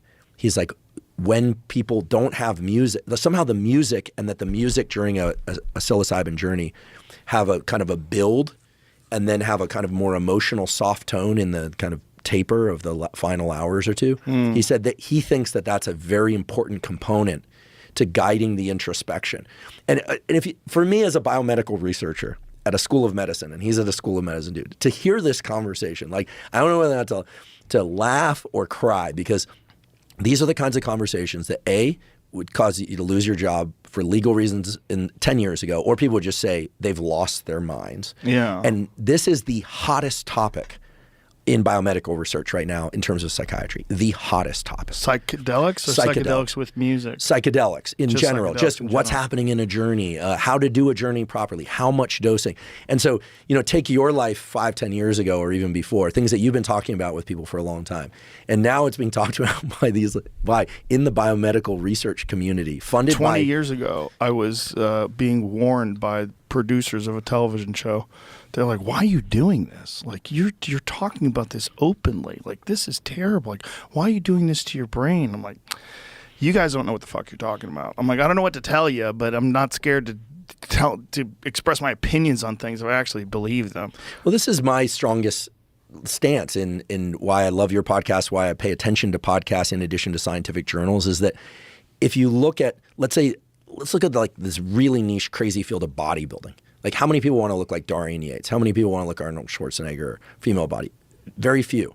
Very, very few. And yet that niche community understood hormone augmentation at the extremes, and now we understand hormone augmentation at a healthy dosages in men and women has tremendous longevity, health span effects, mental and physical. Yeah. In terms of, and so there's value in these early niche communities. Psychedelics or in bodybuilding or in martial arts or in yogic communities or in breath work. It's just that we see these extremes of like a Wim Hof or or somebody who's doing deliberate heat exposure and cold exposure. And the question for a really good scientist should be, is there value there? What can we extract that the general population could benefit from at a more subtle level, like weight training? Everyone used to say, you only lift weights if you're going to the military playing football, you're a bodybuilder. How about extending neural function in the brain by stimulating the neuromuscular system, right, in people in their 70s. I mean, that's being done now. So I think that an open-mindedness is really what's needed in biomedical research and public health. And I think, I can't speak for you, obviously, but I get very frustrated, as I think you do and other people do, when people are immediately just shut the door like, oh, that's just like crazy bro science, biohacking. Actually, there's a different name for it. It's called ahead of its time science. It's called paying attention to things that clearly have big effects and that at lower dosages or done in a particular way might actually have tremendously positive effects. And the best example I can point to would be physical training, resistance training, but also, if you jogged in the 1950s, I'll never forget that scene in Mad Men where the woman's out for a jog and all the housewives are like, oh, what is she doing? No one ran outside of PE class. Right. Well, jogging craze, now it's like accepted to be a runner. It's encouraged to be a runner. Yeah. Huge effects, psychedelics. And so I think I'm old enough now, I'm 47, to just see like, the stuff that everyone thought was crazy, supplements, you don't need that. This is the stuff that can make life better. Yeah. And so I don't encourage people to die, but I encourage many of them to retire. I'm like, just a lot of voices just need to retire. Just go away and let the next generation come in, and they'll eventually replace me too. And they'll replace us all.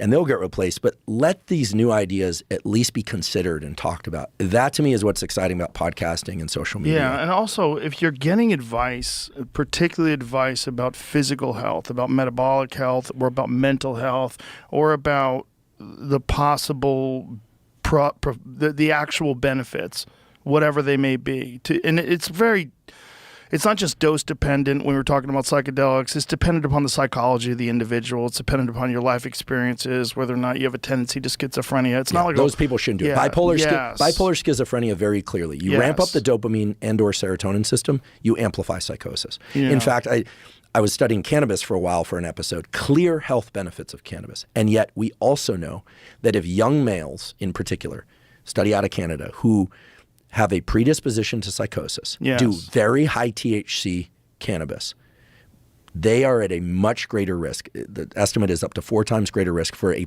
major and possibly permanent psychotic episode. Now, I am not saying that weed is bad.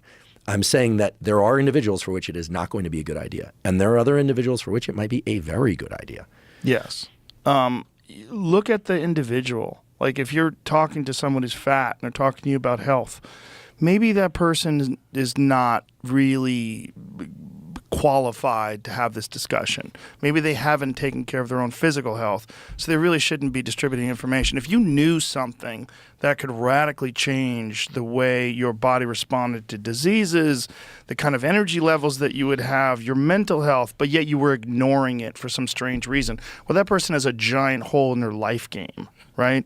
And there's a lot of people out there distributing health advice that have a giant fucking hole in their health game. No, absolutely. You know? Like Bill Gates is a great example of that. He's got this big fat belly and he's telling people they have to get vaccinated. Like this kind of binary thinking, this kind of ridiculous way of looking at the world through only pharmacological interventions, through only medicine, through only this, through only that.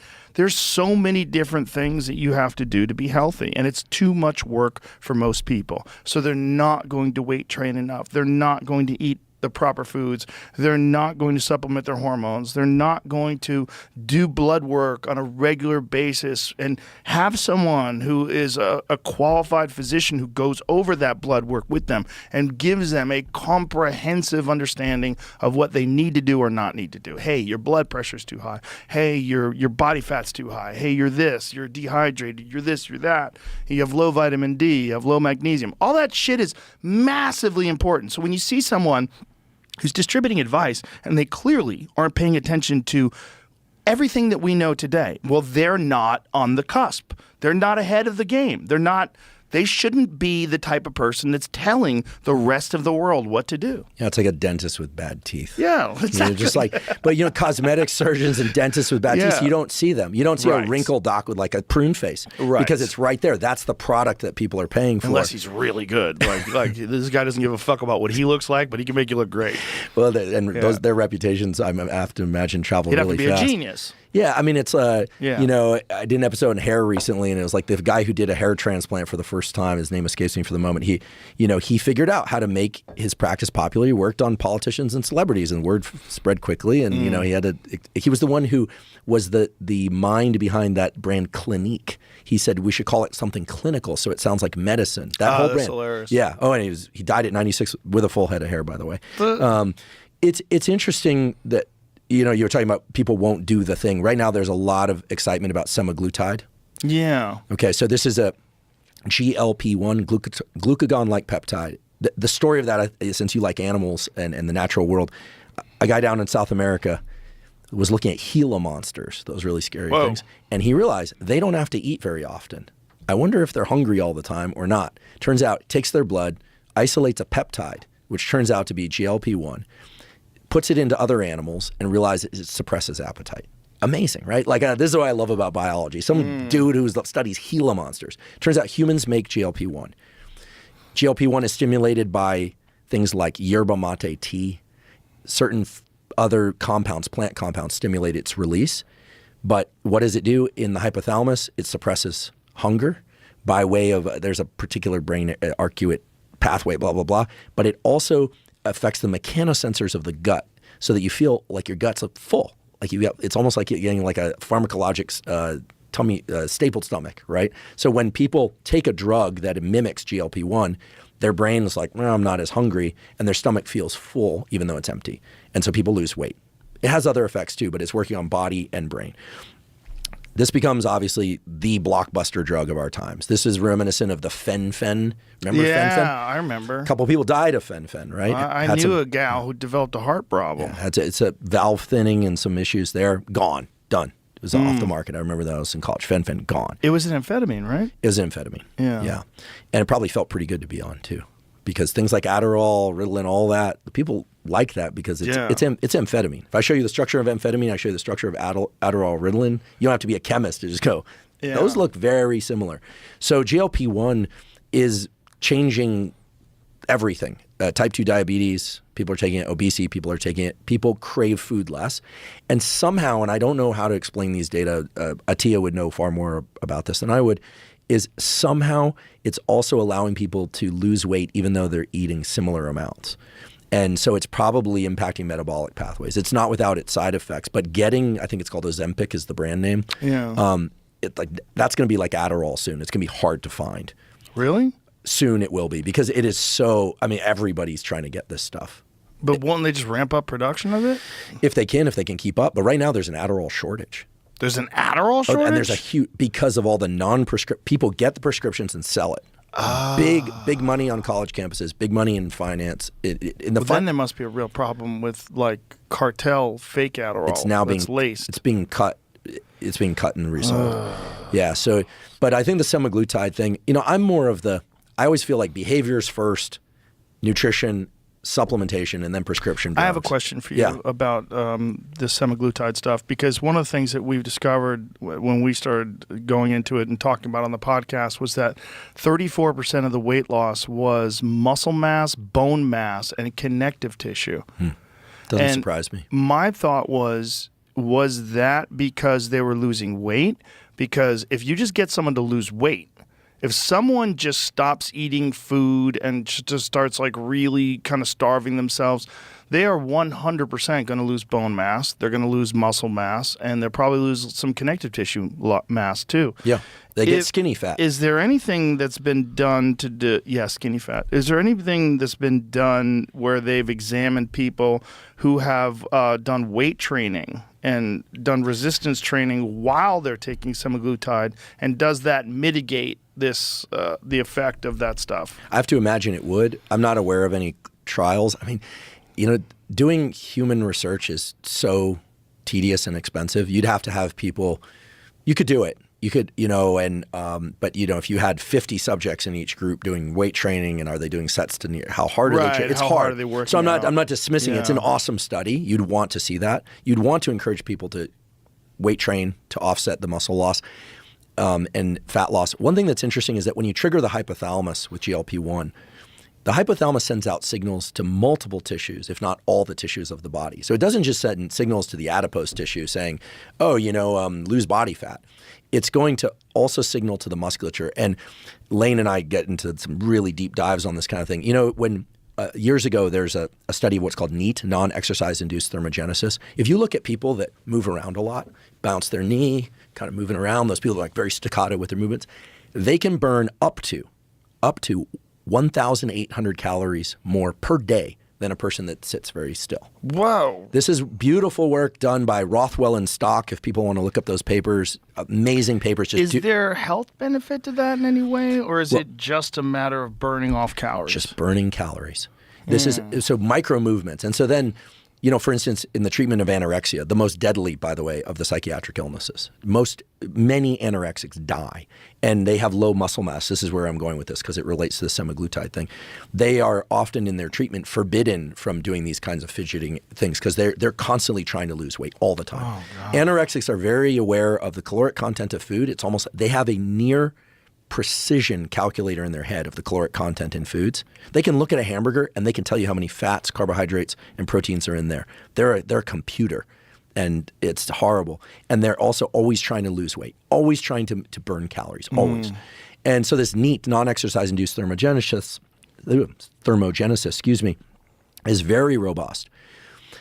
In people that move around, even there's a study out of University of Texas, Houston. This is wild. The soleus muscle, the wider muscle of the calf, for those that don't know that. There's a guy down there who's running a human physiology laboratory, and he's like, insulin insensitivity is a real problem, type 2 diabetes. The soleus muscle is 1% of our total musculature.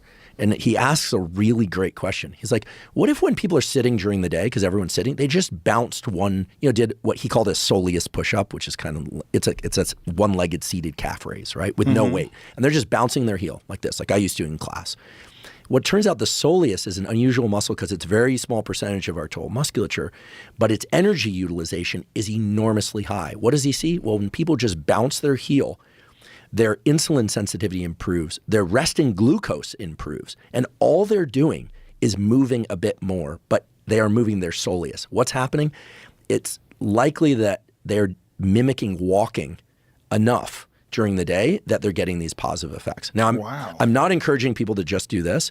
And when I put some of this out on social media, you know, that the gym jockeys, you know, who I'm friends with, right? They were like, dude, come on, don't get people thinking this is exercise. I'm not saying that people should just do this, but these micro movements that we do add up a lot during the day.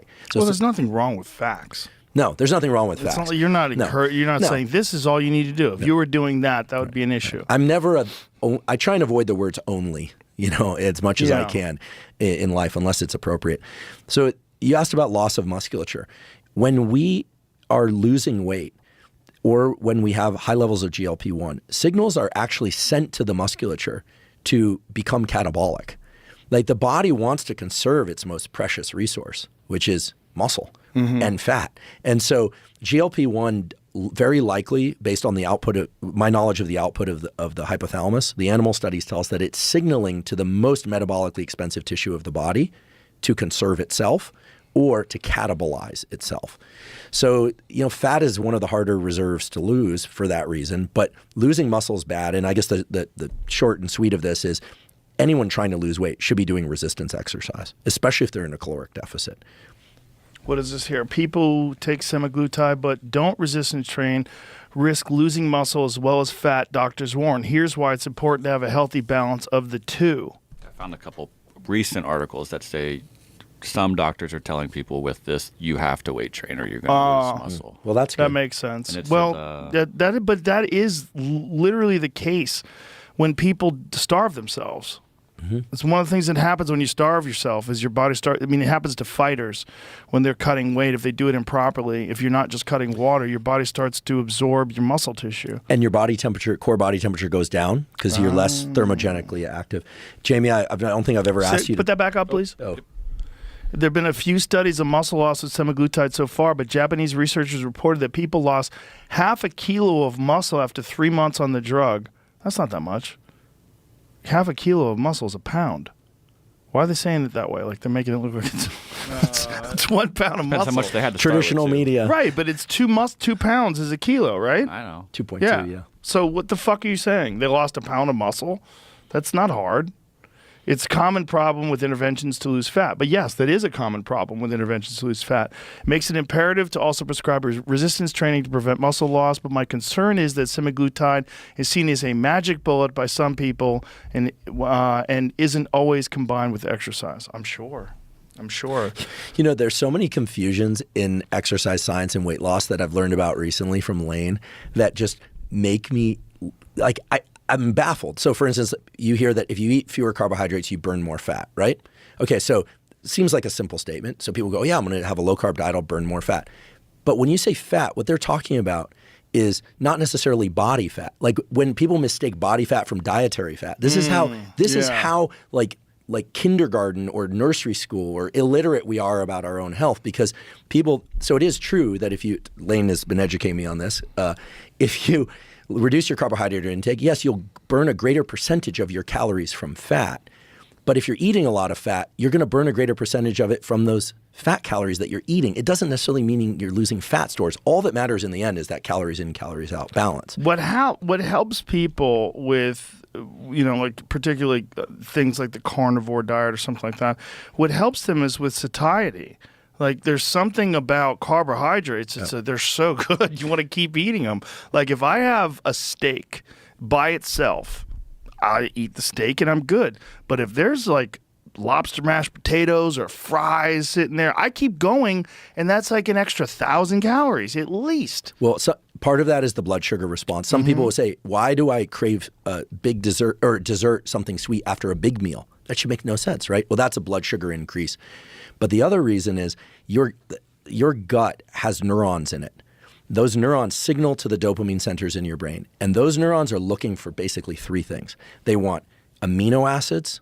We are basically amino acid foraging machines. Fatty acids, because fats are good for us too. That's my opinion, not in excess, but they're good for us. And sugar. And when you get enough steak, you're getting enough amino acids and fatty acids, and that signal is sent to your brain, and a pathway shuts down that says, I need more. The moment you throw in a cookie after that steak, all of a sudden your appetite goes, and it's not blood sugar, or at least not blood sugar alone. It's those neurons in your gut going, oh, there's sugar coming into my system. Get more of that.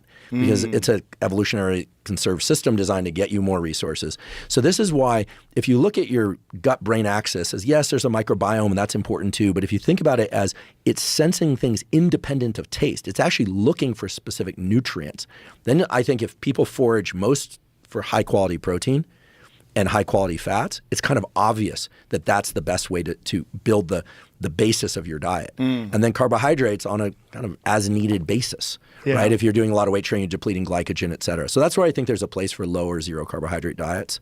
I tried carnivore with the fruit and honey and all that, and I just could gorge myself. I didn't do well on that. If I've ever just done meat, I actually feel pretty good, I confess.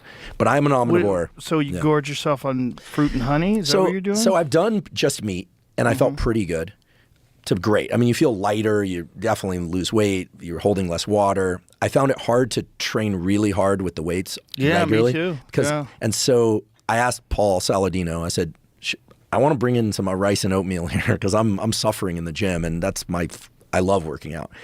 And he said, well, do fruit and honey in addition to that. So I added in fruit, non-pasteurized cheese and honey the way they do that. And sorry, Paul, for me, all it did was just send my appetite through the roof. I was just like gorging myself with cheese and fruit and meat all the time. I didn't feel well, and I still couldn't train well. So for me, what works best is mostly quality proteins and quality fats. And I eat a bit of butter and saturated fats, but also carbohydrates. Is there any, is there any evidence that rice is bad for you? No. So I judge things on, obviously on science, but also on how I feel after I eat them. And when I eat pasta, I feel like I ate a brick. I feel like I ate like paste. How much pasta are we talking? I eat a lot. Yeah. I'm a glutton. I mean, I like a big bowl of spaghetti with like sausage and meatball. Oh, so good. I love it. Oh, lasagna. I love it. But if you train hard, it should be fun, right? I don't feel like that with rice. When I have rice, like say if I have like a steak and some rice, I eat the rice and I'll feel full, I feel good, but I do not feel like, I don't feel terrible. And it seems to give me energy for workouts. The problem that I had with pure carnivore was that I work out very hard. And when I work out very hard on pure carnivore, I was struggling. I didn't like it. Yeah, when I added fruit, though, I didn't have the same problem that you had. Where it's like, that's like most of my diet. Like, we're talking like 90%. 90% of my diet is just meat and fruit. That's 90% of my diet. I'll eat a salad if I feel like eating a salad. I enjoy salads, but I always make sure that I'm only putting olive oil and balsamic vinaigrette. That's all I use. I don't use like bullshit salad dressings because they're all filled with seed oils. And sugar. Yeah, it's all garbage. Yeah. It's like so many people think they're eating well. And like, my God, you have 500 calories of fucking nonsense on your salad. That and it's like, it's not good for you. Yeah, and I eat pretty similar. I do eat rice, oatmeal, typically after I train. And in the evening, I like some carbohydrates for my meal because it helps me sleep. I've read things about glyphosate in oatmeal, and that some oatmeals have a very high level of glyphosate contamination. Or Shayna Swan, or phthalates. Yes, phthalates. Glyphosate's a different thing. That's Roundup. Yeah, I think the nutrition, it's clear, again, I'm citing him a lot because, frankly, he's like an encyclopedia for this stuff, and he can call up meta-analysis like nobody's business. Lane's made it very clear by pointing out the data that carbohydrates aren't going to disrupt your ability to burn fat, right? It's about keeping calories in check. It's calories in, calories out. Yeah. Lane is very specific about that, and I think he's absolutely right. There's so many people that have these ideas that if you eat carnivore, you burn fat because of, you eat less calories. Yeah. You get satisfied quicker, you eat less calories. Well, I have one idea that I'm hoping someone will test, which is when you're on a low carbohydrate diet or you're doing intermittent fasting, one thing that's very clear is that your adrenaline and noradrenaline, epinephrine levels are higher. And one of the things that you see is that people are more alert, and when they're more alert, they move more. And that brings us back to NEAT, this non-exercise-induced thermogenesis. As you said, you eat a big bowl of pasta, and it tends to make you feel kind of sedentary. Oh, yeah. Whereas when you just eat meat, you can go, go, go. Yeah. I ran into Jordan Peterson not that long ago, and he's really big. He does 3 steaks a day, and not just for his age, he looks very fit. and he feels strong. Now, I don't know what he's doing in the realm I of don't training. think he lifts weights. Exactly. So I don't think he has to replenish glycogen the same way many people do. But I think for people who are doing mostly cardiovascular exercise, some resistance training, I think he does some, the carnivore thing may work very well. But I think that also just being a mobile, moving person. And, this thing about NEAT was discovered because they noted that people that were very thin tend to move a lot. It was a it was kind of correlation in both directions. Whereas people who are larger tend to be pretty sedentary and they move slower. I think one of the best examples online, at least, of someone who's on a pure carnivore diet who's very active is Sean Baker. Oh, yeah. Yeah, and Sean Baker's just, he regularly posts his workouts. He's 56 years old. He's doing heavy deadlifts, and he holds world records for rowing. He's like a serious power-based athlete who only eats steak. Mm-hmm.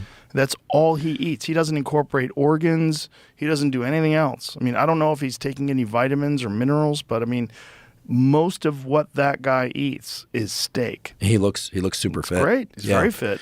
I know a number of police officers and firefighters are doing that now because a lot of their job, especially police officers, is sedentary, and then it's go, go, go. Mm-hmm. And they seem to like that. There's a study on intermittent fasting that was done by Sachin Panda's lab out of the Salk on firefighters because their schedules are crazy.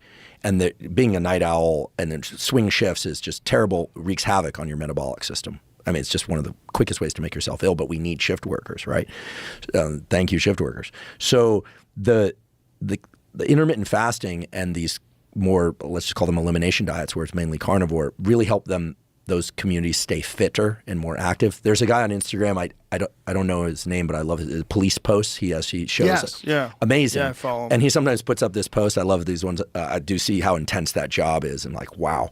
But he'll post like supplements, and it's a steak. He's just all about protein, training, and the job. Yeah. In other aspects of life, he keeps quiet for good reason, of course. But it's clear that for people that need to be active or who are sitting a ton, that the carnivore diet might be a great thing. And now I'm not talking about the carnivore fruit, meat, honey thing. Again, apologies, Paul. I'm not saying that's bad. But these are people who are mainly just doing meat. Yeah. And they just feel like their appetite is more regular.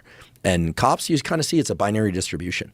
They're either really fit or they're really unfit. Yeah. And listen, it's got to be an incredibly hard job. Firefighters, the fitness part, it seems a little bit more aligned to like working out at the station and things like that.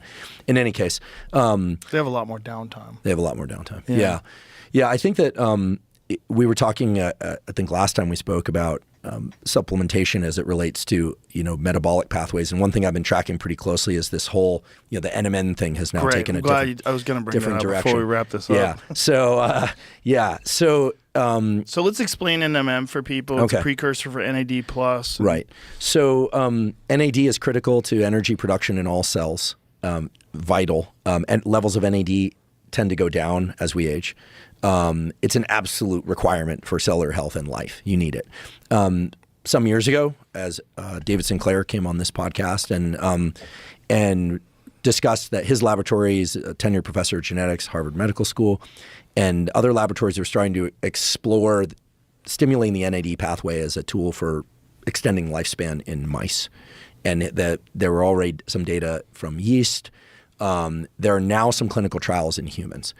You can't just take NAD, or you can, but it doesn't get into cells very easily. Here I'm painting with a broad brush. But there are basically two ways that you can tickle this pathway, increase NAD. One is to take NMN, right? Some people will try different B vitamins, but NMN, which the idea is that it gets into cells and is converted into NAD. Some people are more proponents of taking NR. Okay, and the end product is thought to be the same. However, there's a lot of controversy about whether or not NAD or NR are better.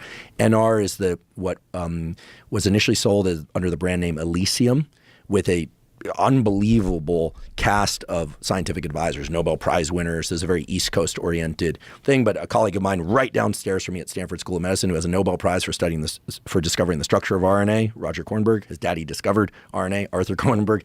There was literally an ad of him holding a True Niagen bottle like this, and it's like, okay, I started paying attention to this.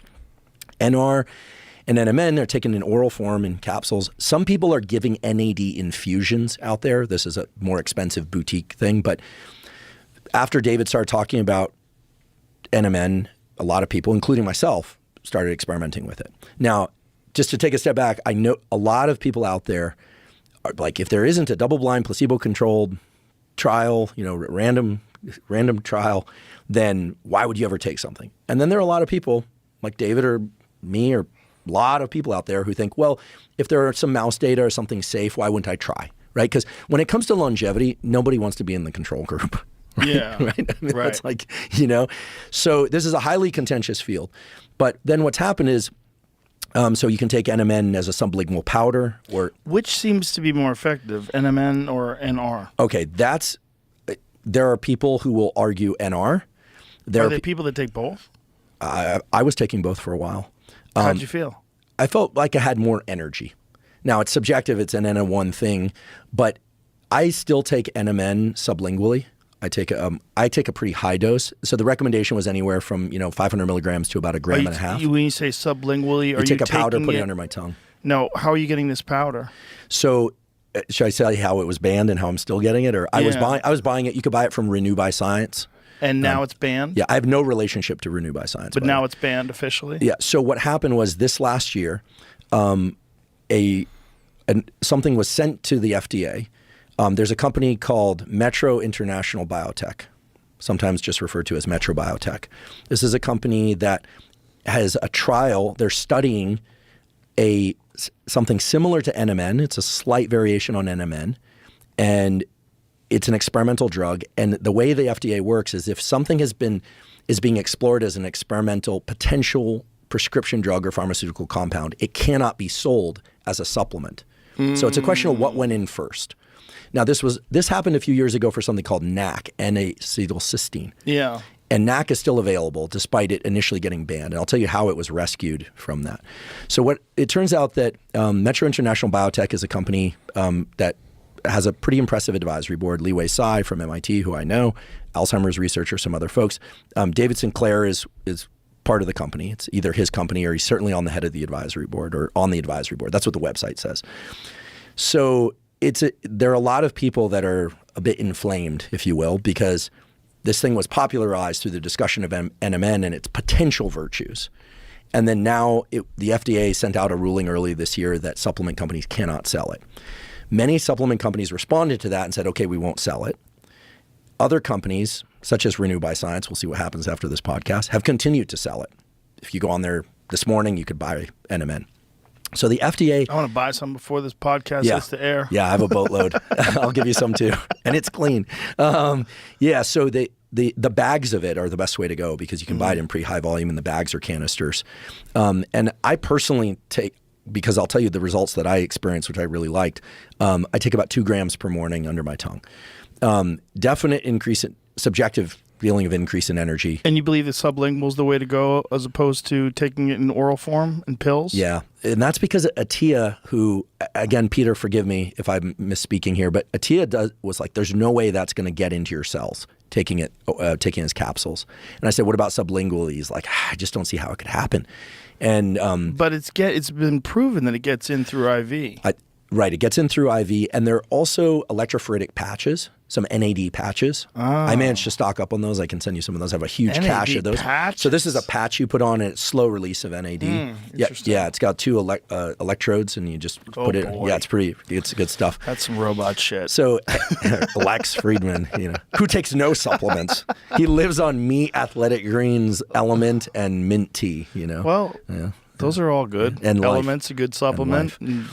Athletic Greens is awesome. Yeah, so people are upset because they feel like they were turned on to this stuff, and then it's now right. So this Now it could becomes soon a be a drug. prescription drug.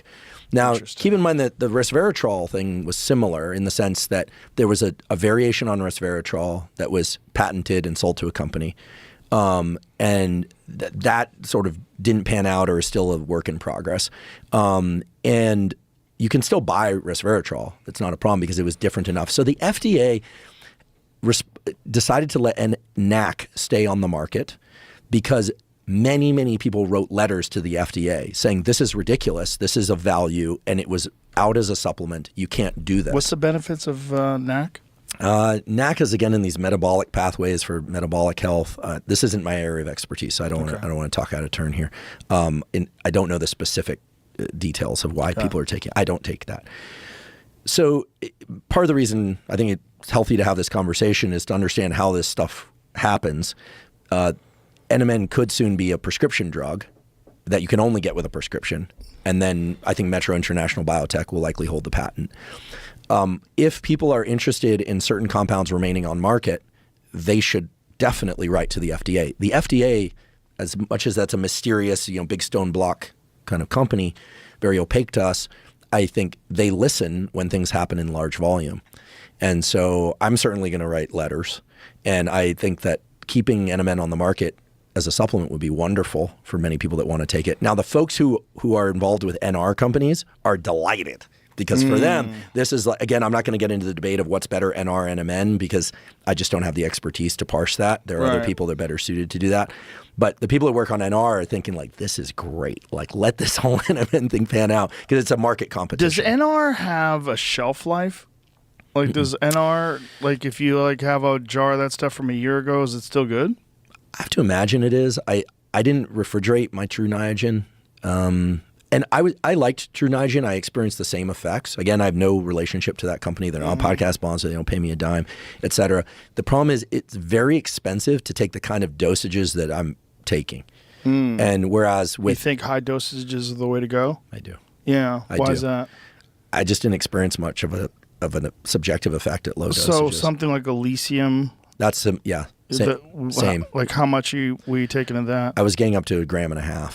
How many pills is that? I was up to like 7 or 8 pills, I think. I don't quite recall. But I will say with NMN, a couple of things happened. First of all, energy, my recovery from workouts, much better. I had to take it early day because it was giving me a lot of energy. And then I'm not into my nails and hair, frankly. I'm not one of those. When my hair which is starting to go, I'm just going to let it go. But I did notice like my hair and nails are growing at a ridiculous rate. And then I came off it just as a control experiment, slowed down again. So it was really interesting. I think there's something there in cellular growth pathways. Interesting. And I didn't change anything else. I was doing blood work. I still do blood work regularly. So, is it going to make me live longer? I don't know. But I don't know how I'm going to, the day I die, I won't know whether or not I would have lived shorter or longer anyway. It's like how do you feel now is what's important. Yeah. So I really like the sublingual NMN. There's some other talk about the FDA making testosterone something where you're going to have to go to your doctor once a month. Yeah, they don't want it by telehealth. Yeah. So I think I saw one of, was it Chris Bell that posted something about this?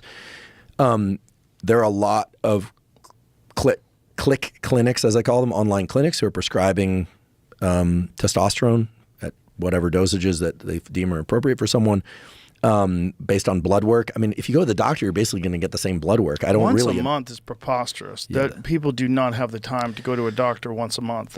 That is very annoying. Well, originally what they wanted to do with TRT, remember people were going in and getting their full 200 milligrams because it's typically testosterone cypionate in this country, 200 milligrams per mil, which is one syringe full if it's a 1 ml syringe. Obviously, people were getting that once every 2 weeks. And that's a crazy dosage scheme. You're supposed to, the best way we know is to divide it up. Sublingually every 3 days. Is really subcutaneous. Excuse me. Yeah, don't go under the tongue. Don't do that. There was an oral version that they were working on for a while. There was an oral version of testosterone. Well, there are. I mean, things like oxandrolone and Anavar were always taken as pills. But it was the spray. liver.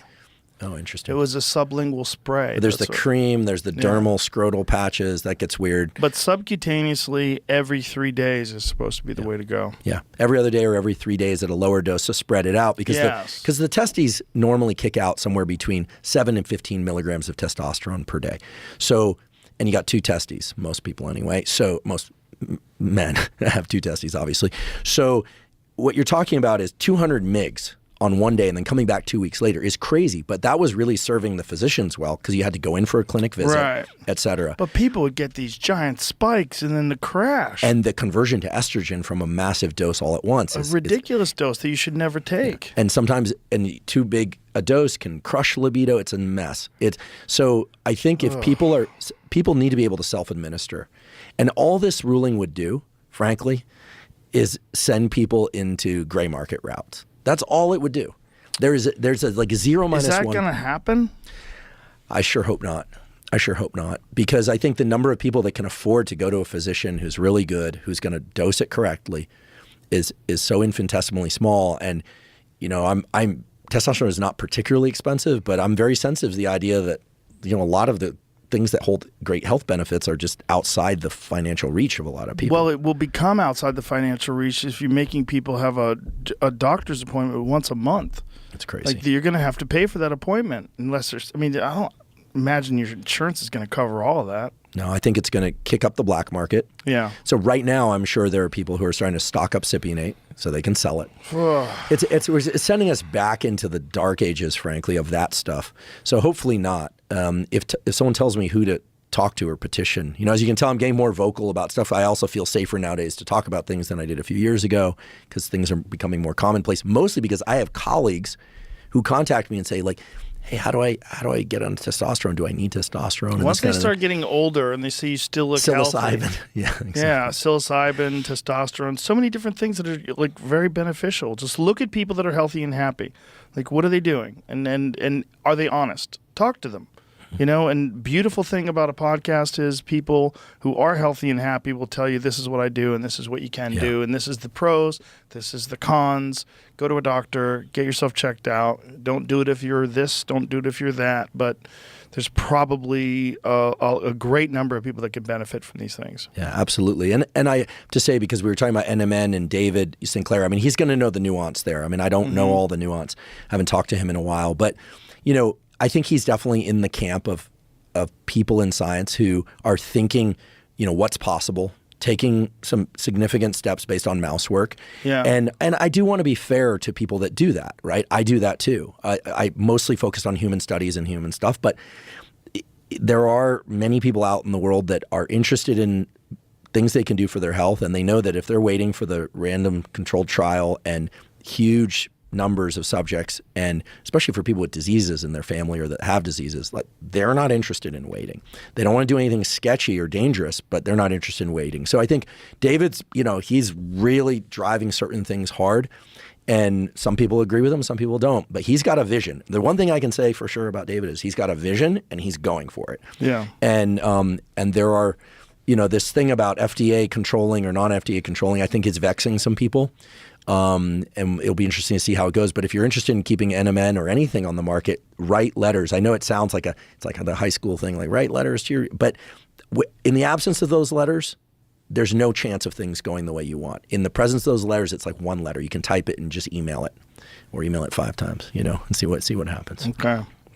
Well, Andrew, it's always a treat having you on. It's I have to process so much information. I have to listen to this 3 or 4 times after it's over, but I appreciate you very much. And tell people about your podcast, where they can download it. Well, thank you for having me on. My pleasure. I always enjoy these conversations. I always learn from you, and I really appreciate you and your team. I really do. The podcast is Huberman Lab. So hubermanlab.com, you can find all our episodes, and they're linked out in all the formats from there. And then wealth of information. Yeah, you just scroll. It's sort of infinite scroll. One thing that we have that I'll just mention is if you go to the menu and you go to newsletter, we have a lot of people don't have time to listen to the whole podcast. You can subscribe for free, but if you scroll down, I've got PDFs of like deliberate heat exposure protocols, deliberate cold exposure. You don't have to sign up. You can literally just get the PDF. And so there's no ask here. You can just get Toolkit for Sleep and all that stuff with link outs. That's amazing. Because I do realize that, not everybody has, 4.5 hours or 2 hours to listen to all the details with a notebook. I would hope people would listen. But anyway, that's all there for people, and so they can grab that content if they want. That's fantastic. I'm so glad you provide that. That's really, really cool. Thanks so much for having me. Appreciate you, brother. Appreciate you. Bye, everybody. Thank you.